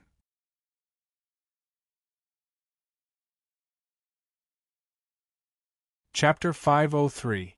Yin San was at most in the free travel state, and not the true Taiping Zhenren yet. Jingjiu was fully aware that his body was not healthy enough to pose a real threat to the Aoyama sect. The biggest enemies of the Aoyama sect were still the master and disciple, Nanchu and Jian Shilai. Seeing the ruined temple getting closer and the red lanterns swaying in the wind, Jingjiu repeated the calculations he had made in the last few days. Nanchu's first child's sword had been taken by the Aoyama sect back then, and it had been kept in the royal palace until the Battle of the Cloud platform. It was brought back to the Western Sea Sword School in the end. The Aoyama sect was certain that the West Ocean hadn't returned the first child's sword to the Foggy Island. Why didn't Nanchu take back his sword? The others couldn't figure it out, but Jingjiu had guessed a possibility based on his experience. Nanchu had tempered himself into a sword ghost, so he had no need for the first child's sword. If this was the case, where was Nanchu's sword ghost now? Was it the West Ocean or the Aoyama sect? More importantly, if Nanchu's sword ghost had gone to another place, what would be the Nanchu in the black coffin? A cold corpse or something like a sheath? Would the Nanchu in the coffin wake up? As he was thinking of all this, Jingjiu followed Nan Wang to the outside of the ruined temple. The Aoyama sect had already struck at the West Ocean, and it was time for them to destroy this red lantern. The red lantern was probably the magic of the southern barbaric tribes, which could call back Nanchu's sword ghost from 10,000 miles away. If they wanted to kill Nanchu, they had to destroy it. Nan Wang. Nanzheng walked out from the ruined temple. Seeing the silvery bells all over her body, who looked a bit like her, but was more arrogant, an incredulous expression showed on her face. Back when Nan Wang became the peak master of Qingrong in the Aoyama sect, he had eliminated all the remnants of Nanchu's branch in the tribe. Nanzheng was one of those people. Her hatred towards her was naturally as deep as the ocean. Even though she knew that she was no match for her, she still attacked her. Nan Wang gently flicked his 10 fingers, and countless faintly discernible sword strings appeared around the dilapidated temple, weaving into a net. The mountain breeze fell on those sword strings, producing clear sounds of different pitches. It was very moving. Bang, bang, bang, bang. Nanzheng was sent flying backward with blood oozing out of her body. She crashed into the back wall of the old temple and smashed into the mountain. It was unknown whether she was dead or alive. Nan Wang ignored her. He walked to the red lantern in front of the dilapidated temple and closed his eyes. She was the true god worshipped by the southern barbaric tribes, so she had a way to dismantle Nan Chu's magic, but she had to pay a price. A moment later, her body swayed twice and her face turned pale. The red lantern spontaneously combusted and was soon reduced to ashes. Nan Wang opened his eyes and looked at the black coffin in the temple, motioning for Jingjiu to stand behind him. Crouching on Jingjiu's shoulder, the white cat looked at the black coffin, his eyes full of vigilance and fear. The long hair on his body stood on end, looking like an angry dandelion. Nan Wang walked into the ruined temple and came before the black coffin. He bent his finger and knocked twice on the lid of the coffin. The lid of the black coffin slid down slowly, exposing Nan Chu's skinny, short, and old body. Nan Wang fell silent for a while, his chest rising and falling slightly. Soon after, his right hand struck down as fast as lightning, hitting Nan Chu's chest. Pa! Countless bright rays of light shot out from her eyes. As her right hand fell, the sword strings around the dilapidated temple wrapped around the black coffin like a fishing net. It was soundless. The black coffin was crushed into the finest powder, and Nan Chu's clothing was also crushed into similar fine particles. Yet, Nan Chu's body was not damaged at all. He was still as skinny as before, looking like a dried corpse. Nan Wang's eyes grew brighter. He exerted his sword wills to the extreme, and kept on attacking with the endless sword style. Pa! Pa! The sword strings were broken one after another, curling up and returning to the original body of the zither sword. The zither sword grew dimmer. It was evident that it was severely damaged. Nan Wang fell silent, thinking that no matter how high his cultivation state was, it was impossible for him to resist the flying swords with his body alone. Seeing this, Jingjiu realized that his prediction was not complete. The broken pieces were scattered all over the ground in the ruined temple. The burning red lantern turned into a few puffs of green smoke. Nan Chu opened his eyes and said, "I didn't expect you to find me." The seawater around Xiaoming Island had turned into ice. Taiping Zhenren couldn't escape from the bottom of the ocean, so he had no choice but to hide on the island. The cloud boat of the Zhongzhou school, the boat of diligent study of Yamatsai, and the lotus cloud of the Guoqing temple had all arrived in this part of the island, encircling it. As the great formation of the mountain gate of the West Ocean was activated, the huge shadow in the ocean was heading toward Xiaoming Island at a high speed. It was the divine guardian animal of the Western Sea Sword School, the flying whale. He had a huge body. Even though he was moving stealthily in the deep ocean, he still created countless waves, attracting the attention of many people. The flying whale traveled faster in the deep ocean than in the sky. It didn't take long for it to arrive 30 miles away from Xiaoming Island. Ahead of it was the hard and huge ice. Along with a deep and loud screech, the flying whale leapt up from the ocean, heading toward Xiaoming Island along with a great amount of seawater. Judging from its determined attitude, it seemed that it intended to crush the entire Xiaoming Island with its huge body. Is it trying to prove the innocence of the Western Sea Sword School with its death? The cultivators of the sects such as Zhongzhou School, Yamatsai, and Guoqing Temple naturally wouldn't stop it. They just watched from the sky. But the Aoyama sect wouldn't accept such a development.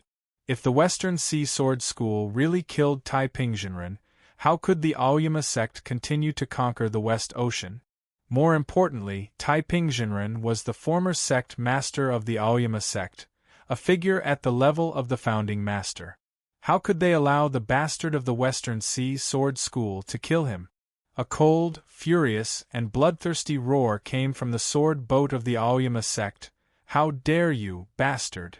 The roar echoed between heaven and earth, stirring up countless gusts of wind. The momentum was extremely shocking. The cultivators of various sects were shocked, wondering which peak master of the Aoyama sect was this. Buqiuxiao and the others still remembered the Battle of the Cloud platform years ago, when the flying whale was stomped into the sea by Yuan Qijing. They wondered if it was this swordsman. As they were thinking about this, a strange bird suddenly appeared in the sky, its long tail glinting under the sunlight. The strange bird flew to the front of the flying whale at an unimaginable speed and cursed, "Do you want to die?" The cultivators of various sects were stunned, and it was not until now that they realized it was the bird that had spoken. Compared to the huge body of the flying whale, the strange bird was like a small black dot, but the gusts of wind that came with it were extremely terrifying. Countless huge waves rolled up from the sea, slapping on the ice layer around Xiaoming Island. A few cracks appeared on the ice layer. The strange bird's tail was extremely long, like a sword, emitting countless sharp glints. Countless deep wounds appeared on the surface of the flying whale's body, and blood gushed out like a waterfall. The strange bird laughed contentedly, and flew back to the sword boat of the Aoyama sect. The flying whale dove toward the surface of the ocean after letting out a deep and painful cry, and dived into the bottom of the ocean, not daring to stick its head out again. A cultivation practitioner asked in surprise, "What is this strange bird?" Hiwei glanced at the cold signal bird beneath him, who was trembling sensei and itching to turn around and flee. He was so annoyed that he didn't want to answer this question. Buqiuxiao said, "This is the principal guard of the Aoyama sect, the Dark Phoenix." Upon hearing this answer, the cultivation practitioners of various sects felt their scalps numb, and they were shocked again by the prowess of the Aoyama sect. This principal guard of Aoyama sect, who looked like a rooster with a long tail, used his tail as a sword. It seemed that he was an important figure who had been immersed in the sword work for many years. The immortal Lu Si hadn't wielded his sword yet, and Yuan Qijing hadn't even shown up yet. Together with this Master Dark Phoenix, the godly swordsman of West Ocean couldn't do anything to them no matter how powerful he was. As the strong wind blew over, the sword boat of the Aoyama sect swayed slightly. The Dark Phoenix landed on the deck and walked toward the cabin while lifting his head proudly. His tail had been dyed red by the whale's blood dripping onto the deck. Seeing this, the disciples of the Shangda Peak felt both proud and fearful at the same time. Qi Yan, Duan Liantian and a few other elders remained silent, not daring to say a word because they had heard some stories about the internal strife of the Aoyama sect and knew that the Master Dark Phoenix and the Master Dead Dog had killed many swordsmen of the Aoyama sect. Young Sister Yushan was the only one who exclaimed while clenching her small fists, "The Master Dark Phoenix is so handsome." The Dark Phoenix nodded slightly to show his appreciation, and then walked into the cabin. Yuan Qijing sat in the cabin cross-legged, meditating with his eyes closed. He suddenly opened his eyes and looked at the bloodstains on the tail of the Dark Phoenix. On the cloud boat of the Zhongzhou school. Thinking of the earlier scene, Bai Jinren asked earnestly, "Is it possible for the two parties to reach an agreement?" "It's impossible," said Bai Jinren. "It's because the Aoyama sect has sacrificed too much. The flying swords, magic pills, crystals and the 17 sword boats have all consumed a great deal of resources. Even if the Cloud Dream Mountain were to prepare for such a war, it would take them decades to accumulate the resources. The conditions set by the Aoyama sect must be extremely harsh, and it's impossible for Jian Shilai to agree." It was then that the peaceful voice of the immortal Lu Si spread over the whole of the West Ocean and was heard by every cultivation practitioner. "Our condition is that the Western Sea Sword School is disbanded, and this place will be managed by the Orthodox sections. But you have to leave and swear by the name of the Sword Ghost that you'll never come back to Chaotian. Otherwise, you'll be killed by the heavenly thunder."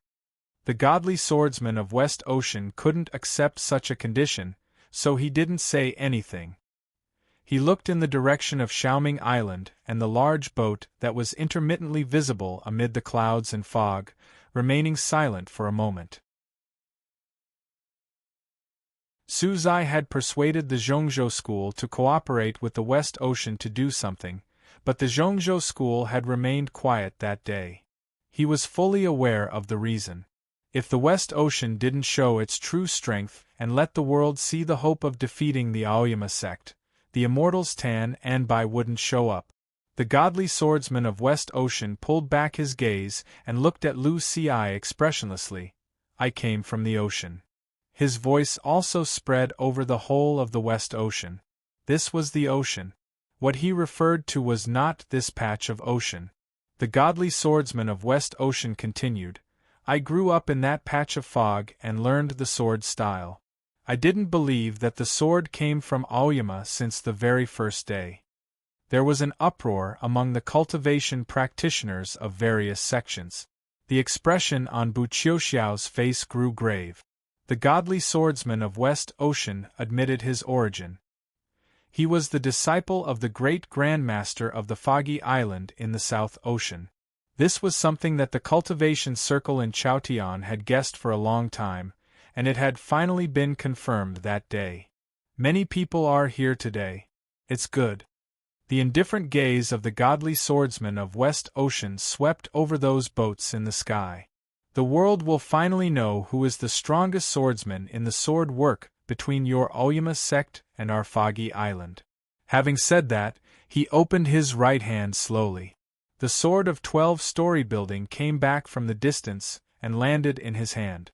He said to Lu Ci, please. The ruined temple on the barren mountain had already collapsed. The skinny and short old man stood in the ruins, looking at Nan Wang in silence.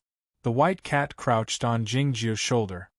His long hair had been tamed and his tail drooped. He didn't look as formidable as before. Jingjiu gazed over the top of Nan Wang's head and fixed on the old man. He had ascertained something. Nan Chu didn't cultivate himself into a sword ghost. Instead, he chose a path that was the opposite of Jingjiu's. He cultivated himself into a sword and then raised a ghost. The spiritual soul of the cultivation practitioners was nurtured together with the flying sword in the sword pill until the spiritual will was born, which was the sword ghost. The sword ghost was very weak. It was only after the cultivation practitioners broke through the heavenly arrival state that they would be able to drift in the wind, indestructible and extremely powerful, almost like the born shapeless sword body. However, if the cultivation practitioners let the sword ghost fly far away, they wouldn't be able to control the sword themselves, and they would be killed easily. As such, neither the deceased Pei Baifan nor Jian Shilai would choose to fight in such a way. Yet, Nanchu had cultivated himself into a sword, so he didn't have to worry about this problem. The sword ghost could kill people, and so could the sword. The sword ghost would not perish before the sword was destroyed. This was truly an unimaginable idea. It was an earth-shattering move. Without the first child sword, Nanchu had pondered hard on the Foggy Island for hundreds of years, and he had cultivated a completely different sword work, which was extremely formidable. Back when they were on the top of the Shinma Peak, Jingjiu had told Zhao Liu that the most difficult thing in cultivation was to find a new path. This was the true meaning of founding a new sect. Jingjiu felt a bit of admiration, thinking that the great grandmaster of the Foggy Island was indeed the most outstanding figure in the last 1,000 years. He and his big brother were the same. Thinking of all this, Jingjiu stopped Nan Wang from continuing the fight. He walked to the front of Nanchu and reached out his right hand. As far as Nanchu was concerned, Jingjiu's current cultivation state was so low that it was not worth mentioning. As such, Jingjiu didn't even glance at him. It wasn't until this moment. Nanchu's gaze fell on Jingjiu's face for a long time. It was quiet in the ruined temple on the barren mountain. Nanchu said while looking at Jingjiu's face, "It's a perfect sword. I feel like I have seen it before." Jingjiu looked at him in silence, saying nothing, his right hand still reaching out. In the old version of Su Ke's novel on Mount Shu, Zheng Xiaoqiu returned to the mountain after joining the devil. He sighed sentimentally when he saw the sword. It's a righteous sword. I feel like I have seen it before.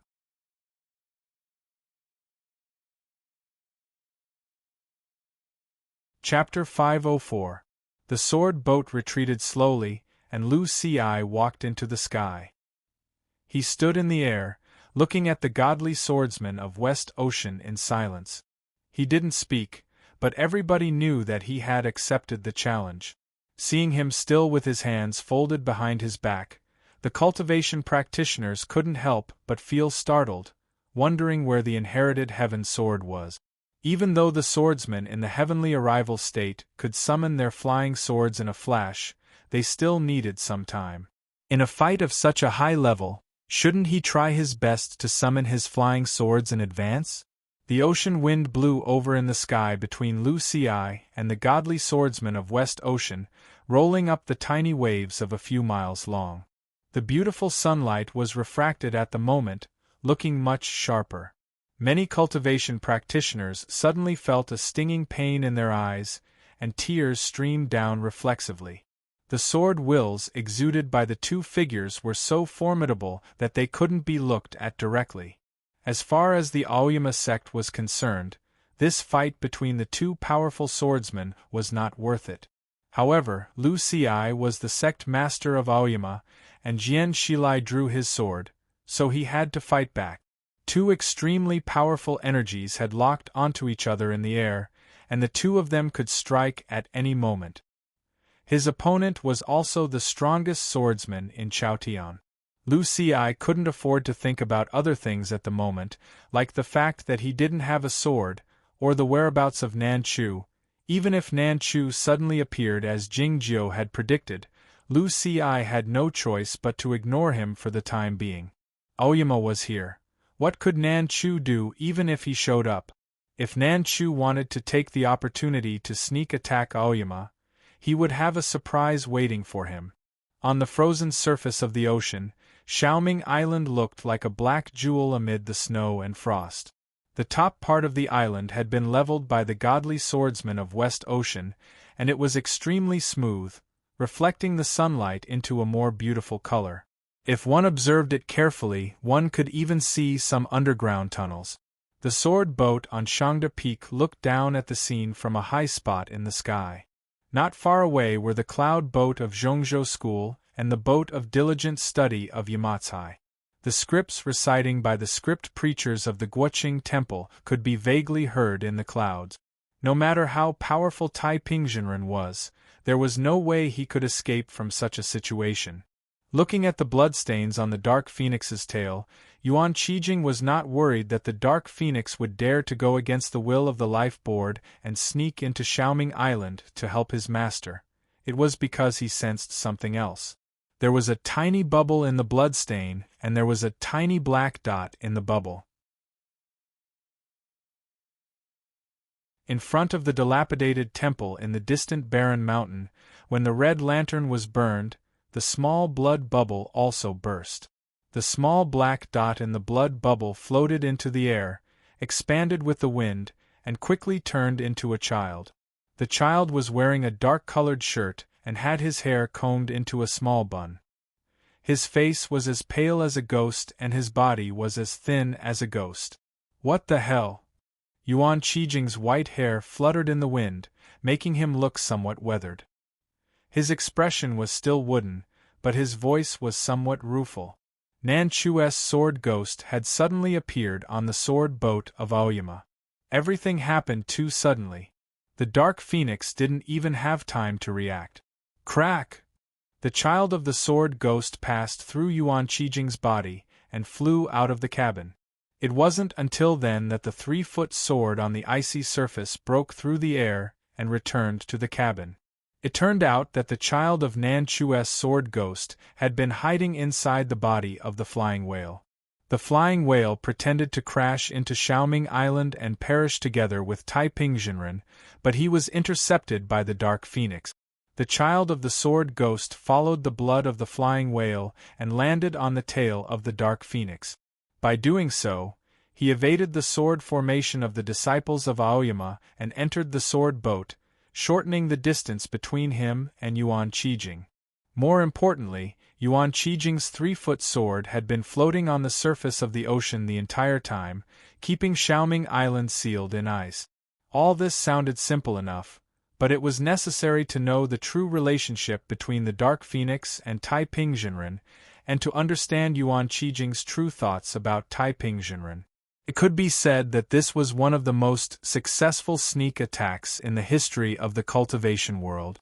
The 3-foot sword returned. Yuan Qijing's body was soon covered by a thick layer of ice and snow. No wound could be seen on his body, but judging from his feeble energy, he should have been severely wounded. The child of the sword ghost, who came to the outside of the cabin, looked much fainter now. Young Sister Yushan was the first to discover this eerie thing, and she screamed in alarm. The disciples of Aoyama didn't panic in the face of danger. They reacted quickly, and countless sword lights struck down. In an instant, the temperature of the sword boat dropped a great deal, and a thin layer of frost appeared on the deck. The child of the sword ghost drifted amid the frost and snow, and it seemed that he was traveling even faster than those sword lights. Duan Liantian fell heavily on the ground, no longer breathing. A large hole appeared on his chest, and the sword pill had been sliced into pieces. The flying sword drifted obliquely toward the surface of the ocean without a master. The Dark Phoenix leapt out of the cabin and let out a furious shriek. The black feather flew toward the child of the sword ghost like a sword. However, the movement of the child of the sword ghost was rather eerie, as if he was not a real shadow. As he dodged the attack of the Dark Phoenix, he continued his slaughter. With a grunt, Qi Yen retreated with a broken arm. A ghostly shadow drifted around. The child of the sword ghost had completely surpassed the understanding of the sword work. He retreated 100 feet abruptly and arrived at a spot on the sword boat while brushing against the wing of the Dark Phoenix. Protect, young sister. The disciples of the Shangda Peak gathered together and struck down with their flying swords. Blood splashed everywhere, and some disciples died one after another. The wind and snow in the sky suddenly grew wilder and wilder. The child of the sword ghost slowed down a bit. In the next moment, he sneaked into the inside of the sword boat, much to everyone's surprise. The people guessed what this monster intended to do, but it was too late to stop him. Along with a loud cracking sound, the core of the sword boat was destroyed. It fell down from the sky and fell to the ground. It couldn't bear such a heavy weight anymore, breaking into countless pieces. The disciples of the Shangda Peak leapt up on their swords in tandem. Some of the disciples who were wounded or killed fell down along with the broken pieces of the sword boat. The Dark Phoenix flew up into the sky while shrieking shrilly, chasing after the small and faintly discernible shadow in the sky. As the sword lights flashed, the disciples of the other sword boats of Aoyama came to the rescue, but 3 of them were killed by the child of the sword ghost in an instant. The wind and snow grew fiercer, and a transparent ice ball suddenly appeared in the sky. The child of the sword ghost was trapped in the ice ball. It didn't take long for the ice ball to break apart after countless cracks appeared on it. Yuan Qijing stood in the wind and snow, staring at a spot in the sky, his long hair hanging loosely over his shoulders. He wielded the 3-foot sword with both of his hands toward that spot. The wind and snow enshrouded the West Ocean. The figure of the child of the sword ghost was intermittently visible in the midst of the wind and snow. Without any order, all the flying swords of the sword boats of Aoyama flew in that direction. Hundreds of flying swords with hundreds of formidable sword lights pierced through the wind and snow, chasing after that figure. Such a force could kill even the strongest demon general and the devil man of the underworld. Yet Lu Ci knew that it was not enough. It was because his opponent was the most powerful sword fairy in the world, and he was obviously in a very peculiar state. Looking at the figure in the wind and snow, Lu Ci raised his thin eyebrows and was about to strike out with his sword. All of a sudden, countless tides appeared at the West Ocean. The sword of the 12-story building arrived. There was a loud bang. The tides dispersed, and the ocean wind stirred up the wind and snow. The cultivation practitioners of various sects looked up at the sky and saw two tall figures fighting in the empty realm in the high altitude. The thunder and lightning kept striking down. In the ruined temple on the barren mountain. Looking at Nanchu, Jingjiu took a step forward and grabbed Nanchu's hand with his right hand. Nanchu's hand was old and cold, full of wrinkles. It didn't look like a hand, but more like a lifeless object. Innumerable sword lights shot out from their clasped hands, drifting in all directions. The hidden wound in Nan Wang's body was triggered by the sword wills, and acted up again. He pressed his head against Jingjiu's back, his face pale. Crouching on Jingjiu's shoulder, the white cat stared into Nanchu's eyes, pondering the best time to strike. He could be a coward at any other time, but today was a matter that concerned the survival of the Aoyama sect. As the principal guard of Aoyama, he couldn't afford to back off. The sword lights kept on drifting out from the tightly clasped hands of Jingjiu and Nanchu, like the snowflakes, and then dropped down slowly into the ruins from the sky. Clang! Countless sword sounds broke out. The ruins of the ruined temple and the pebbles were cut into the tiniest particles, which were swirled up by the wind. The wind was soon cut into pieces, and turned into the mildest spring breeze, which landed on Jingjiu's face. His countenance didn't change at all. Nanchu remarked sentimentally while looking at Jingjiu, "It's indeed a perfect sword, but it's a pity that your cultivation state is still too low." It was the principle that the sword rose up with the user. Jingjiu said, "You're a sword right now, you don't even have a cultivation state." What he meant was the principle of nurturing a sword ghost and seizing one's soul. "I didn't expect you to know this," Nanchu remarked, feeling a bit surprised. Jingjiu said, "Your Dao tree was cut down back then, and you embarked on the path of cultivating the sword in reverse. Your body is indeed indestructible." "Yes," said Nanchu. "It's hard for anything to hurt me now." "I'm very special," said Jingjiu. It was true that even Nan Wang in the upper state of the Broken Sea couldn't hurt Nanchu, but Jingjiu could. A tiny cut appeared on Nanchu's wrist. Soon after, a cut appeared on the web between his thumb and forefinger, from which the blood and flesh could be seen. The eerie part was that the blood and flesh were grayish-white, looking like a dried corpse. "Everything is real without a cultivation state," Nanchu went on while staring at Jingjiu. "Your problem is that you've tried to cultivate the sword to a cultivation state.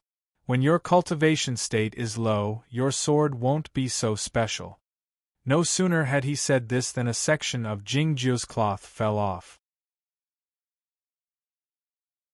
Soon after, a section of his hair fell off as well. In the next moment, a section of his earlobe fell off. Seeing the drop of blood on Jingjiu's ear, the white cat was stunned speechless, wondering why Jingjiu was wounded. Nanchu said to him with a faint smile, "You'll die if you don't let go of your hand. Are you afraid of that?" The sword sound was still echoing in heaven and earth.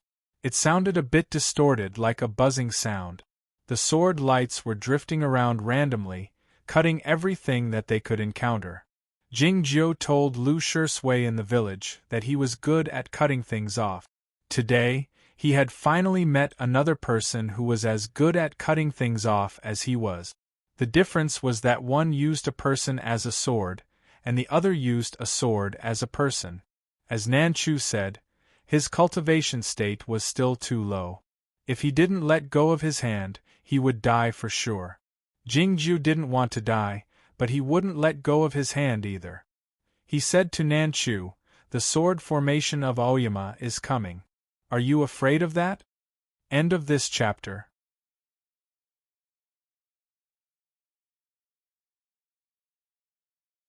Chapter 505. Holding the white cat in his arms, Jingjiu followed Nan Wang out of Aoyama. It took them one summer to find this ruined temple on the barren mountain. Seeing the red lanterns outside the ruined temple, and the black coffin inside, Jingjiu made up his mind a few moments later.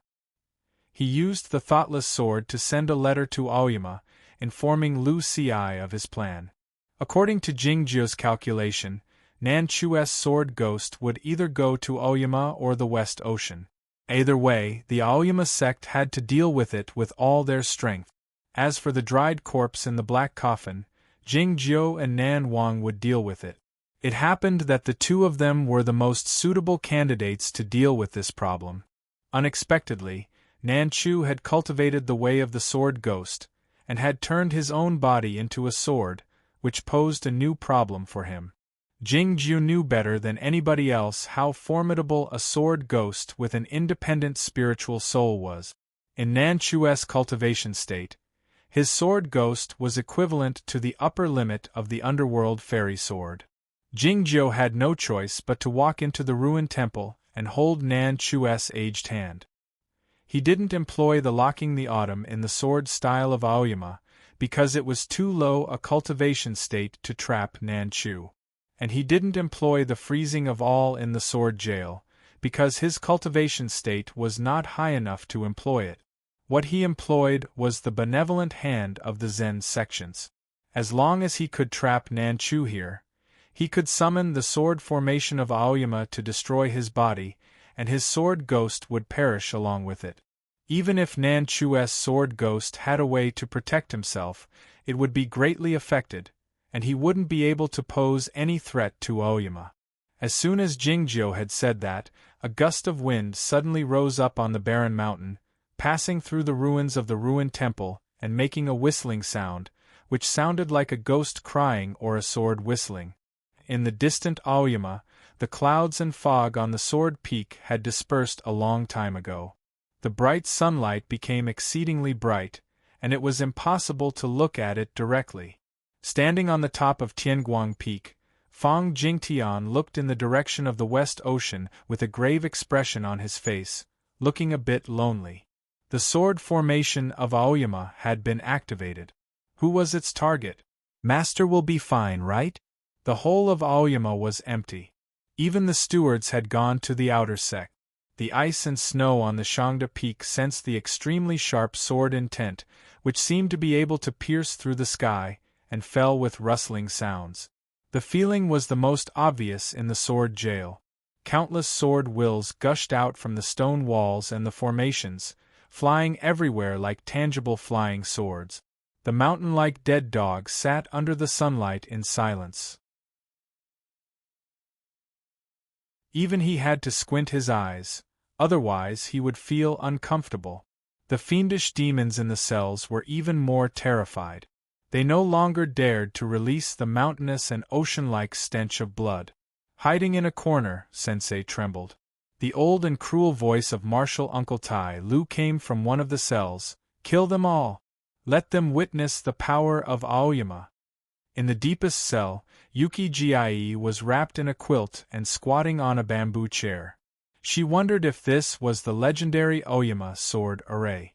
Interesting indeed. The great grandmaster of the Foggy Island was the first hidden swordsman. It could be said that he was the founder of this strange story in the cultivation world, and he was also the proof of the power of the sword formation of Aoyama. He was well aware of the power of the sword formation of Aoyama, otherwise how could a powerful figure like him be forced to hide in that patch of damp and cold fog for so many years?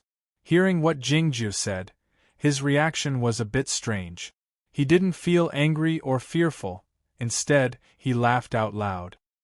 His smile was a bit complicated, but it turned into an indescribable relief in the end, as if he had found a release. I've avoided it for 1,000 years, living a life worse than death. But I've returned to the land now. It's because my life has come to an end and my time is up. Nanchu asked Jingjiu, if so, why should I be afraid of it? This was a good question. Jingjiu said, no matter how close death is, it's not the real fear until it arrives. But I'm still alive even if I'm dead, Nanchu said. This conversation was rather peculiar. Nan Wang and the white cat couldn't understand it. Jingjiu was certain that he had miscalculated. Nanchu came here to meet his death. For such a person, there was nothing that could make him feel afraid. All he needed to do was to accomplish what he wanted to do before his death arrived. As far as Aoyama was concerned, Nanchu should die sooner. "Let's do it," Jingju said without hesitation. No sooner had he said this than the sword of the universe dropped down from the sky, thrusting toward Nanchu's head. Nan Wang darted out from behind Jingjiu, thrusting the zither sword toward Nanchu's left eye while holding it with both hands. Jingjiu's mouth moved slightly, but the white cat had made his move before he could utter the word move. Crouching on Jingjiu's shoulder, the cat raised his right paw and aimed at Nanchu's right eye as fast as lightning. The West Ocean. Hundreds of flying swords hacked at the wind and snow. No matter how unpredictable the child of the sword ghost was, he was still hit by a few of the swords. Yet, it was baffling that the child of the sword ghost didn't seem to be wounded at all, except for a dozen white lines in his body. What kind of monster was he? They couldn't kill him no matter how hard they tried. Yuan Qijing was wounded by the sneak attack, and his sword source was not in control. The wind and snow unleashed by the 3-foot sword could only slow down the body of the child of the sword ghost a little bit, but it couldn't stop him. The dark phoenix chased after him furiously. His tail feathers drifted down, indicating that he was wounded as well. The dark phoenix was the fastest swordsman in Aoyama. Even though he exerted all his strength to outrun the flying swords, he still couldn't catch up with the child of the sword ghost. He looked like a pitiful child chasing after the setting sun. The sword ghost in the upper limit of the heavenly arrival state could be considered a fairy man on the verge of becoming one. It was truly dreadful. In the blink of an eye, another sword boat of Aoyama had been destroyed. The disciples of Aoyama were riding their swords to evade it, or falling into the ocean. The cultivation practitioners of Ozawa and the Platonist sect couldn't stand by and watch any longer. They all went to rescue their swords. On the cloud boat of Zhongzhou School, Baizhenren glanced at Bai Zhao and said calmly, "Aoyama doesn't stop here." On the boat in Yamatsai, Bu Qiuxiao glanced at Lu Shisui and said, "The resources of Aoyama are still there. Don't worry." The dragontail inkstone was hidden in the void, ready to be used at any time. Even though the war between Aoyama and the West Ocean was getting more and more intense, he was still concerned about Taipingzhenren. Suddenly, a voice came from the largest sword boat in Aoyama, "Shiyue. Fight. Awesome. Void. Room." Donyo, Sushur, and Shurshur were all star positions. The sword boats of Aoyama in the distance were probably the disciples of Shiyue Peak. Upon hearing the order, they sent out their flying swords, heading toward the star positions in the sky. Then, the voice shouted without a pause, "Shilai. Kue Lu Zhang Yi." Another 100 sword lights came from a sword boat in Aoyama and landed in a certain spot in the sky. Tianguang, Taiwei City. Liangwang, Jiaokong Sanheng, Bihu, Yugoi 5 stars. The voice was usually lazy and listless, but it was unprecedentedly solemn and earnest that day, and it spoke very quickly. Along with this voice, countless flying swords stopped pursuing the child of the sword ghost. They landed in a certain spot in the sky as instructed, forming a messy scene. No pattern or structure could be seen in the scene, but it gave off a solemn and eternal sense of beauty, like the starry sky in the night sky. The Aoyama sect cultivated not only the sword work, but also the formations. Their formations were the inherited heaven sword style. The most powerful sword formation of Aoyama and the 2 sword formations that had appeared that day were all based on the inherited heaven sword style. Nanchu sensed the sword wills in heaven and earth, which made it more difficult for his sword ghost to teleport. Looking at the sword boat in Aoyama ahead, a grave expression showing on his pale face. Who could set up the corresponding formation so quickly and clearly under such a complicated situation? The person who presided over the formation was neither the injured Yuan Qijing nor Guang Yuanjinren, it was a young disciple. In this spectacular battle that day, no matter how talented Zhuoruzhui was, he could only play an insignificant role. He wielded his sword while sitting on the deck and then felt sleepy. He didn't stand up until the situation had suddenly changed. He started to set up the formation after observing for a period of 13 breaths. He was the personal disciple of Lu Ci.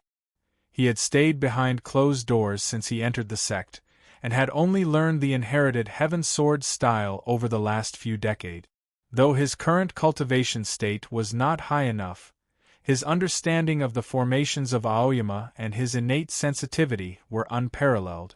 Even Mo Qi and Bai Rujing, the two elders of Tianguang Peak, were not as good as him in this aspect, to say nothing of Guananshan and his colleagues. Even Jing Jiu admitted that Zhuoruzhui's inherited heaven sword was better than Gu Qing's, and also better than his. The flying swords of the Aoyama sect stopped chasing after the child of the sword ghost, and returned to their respective positions.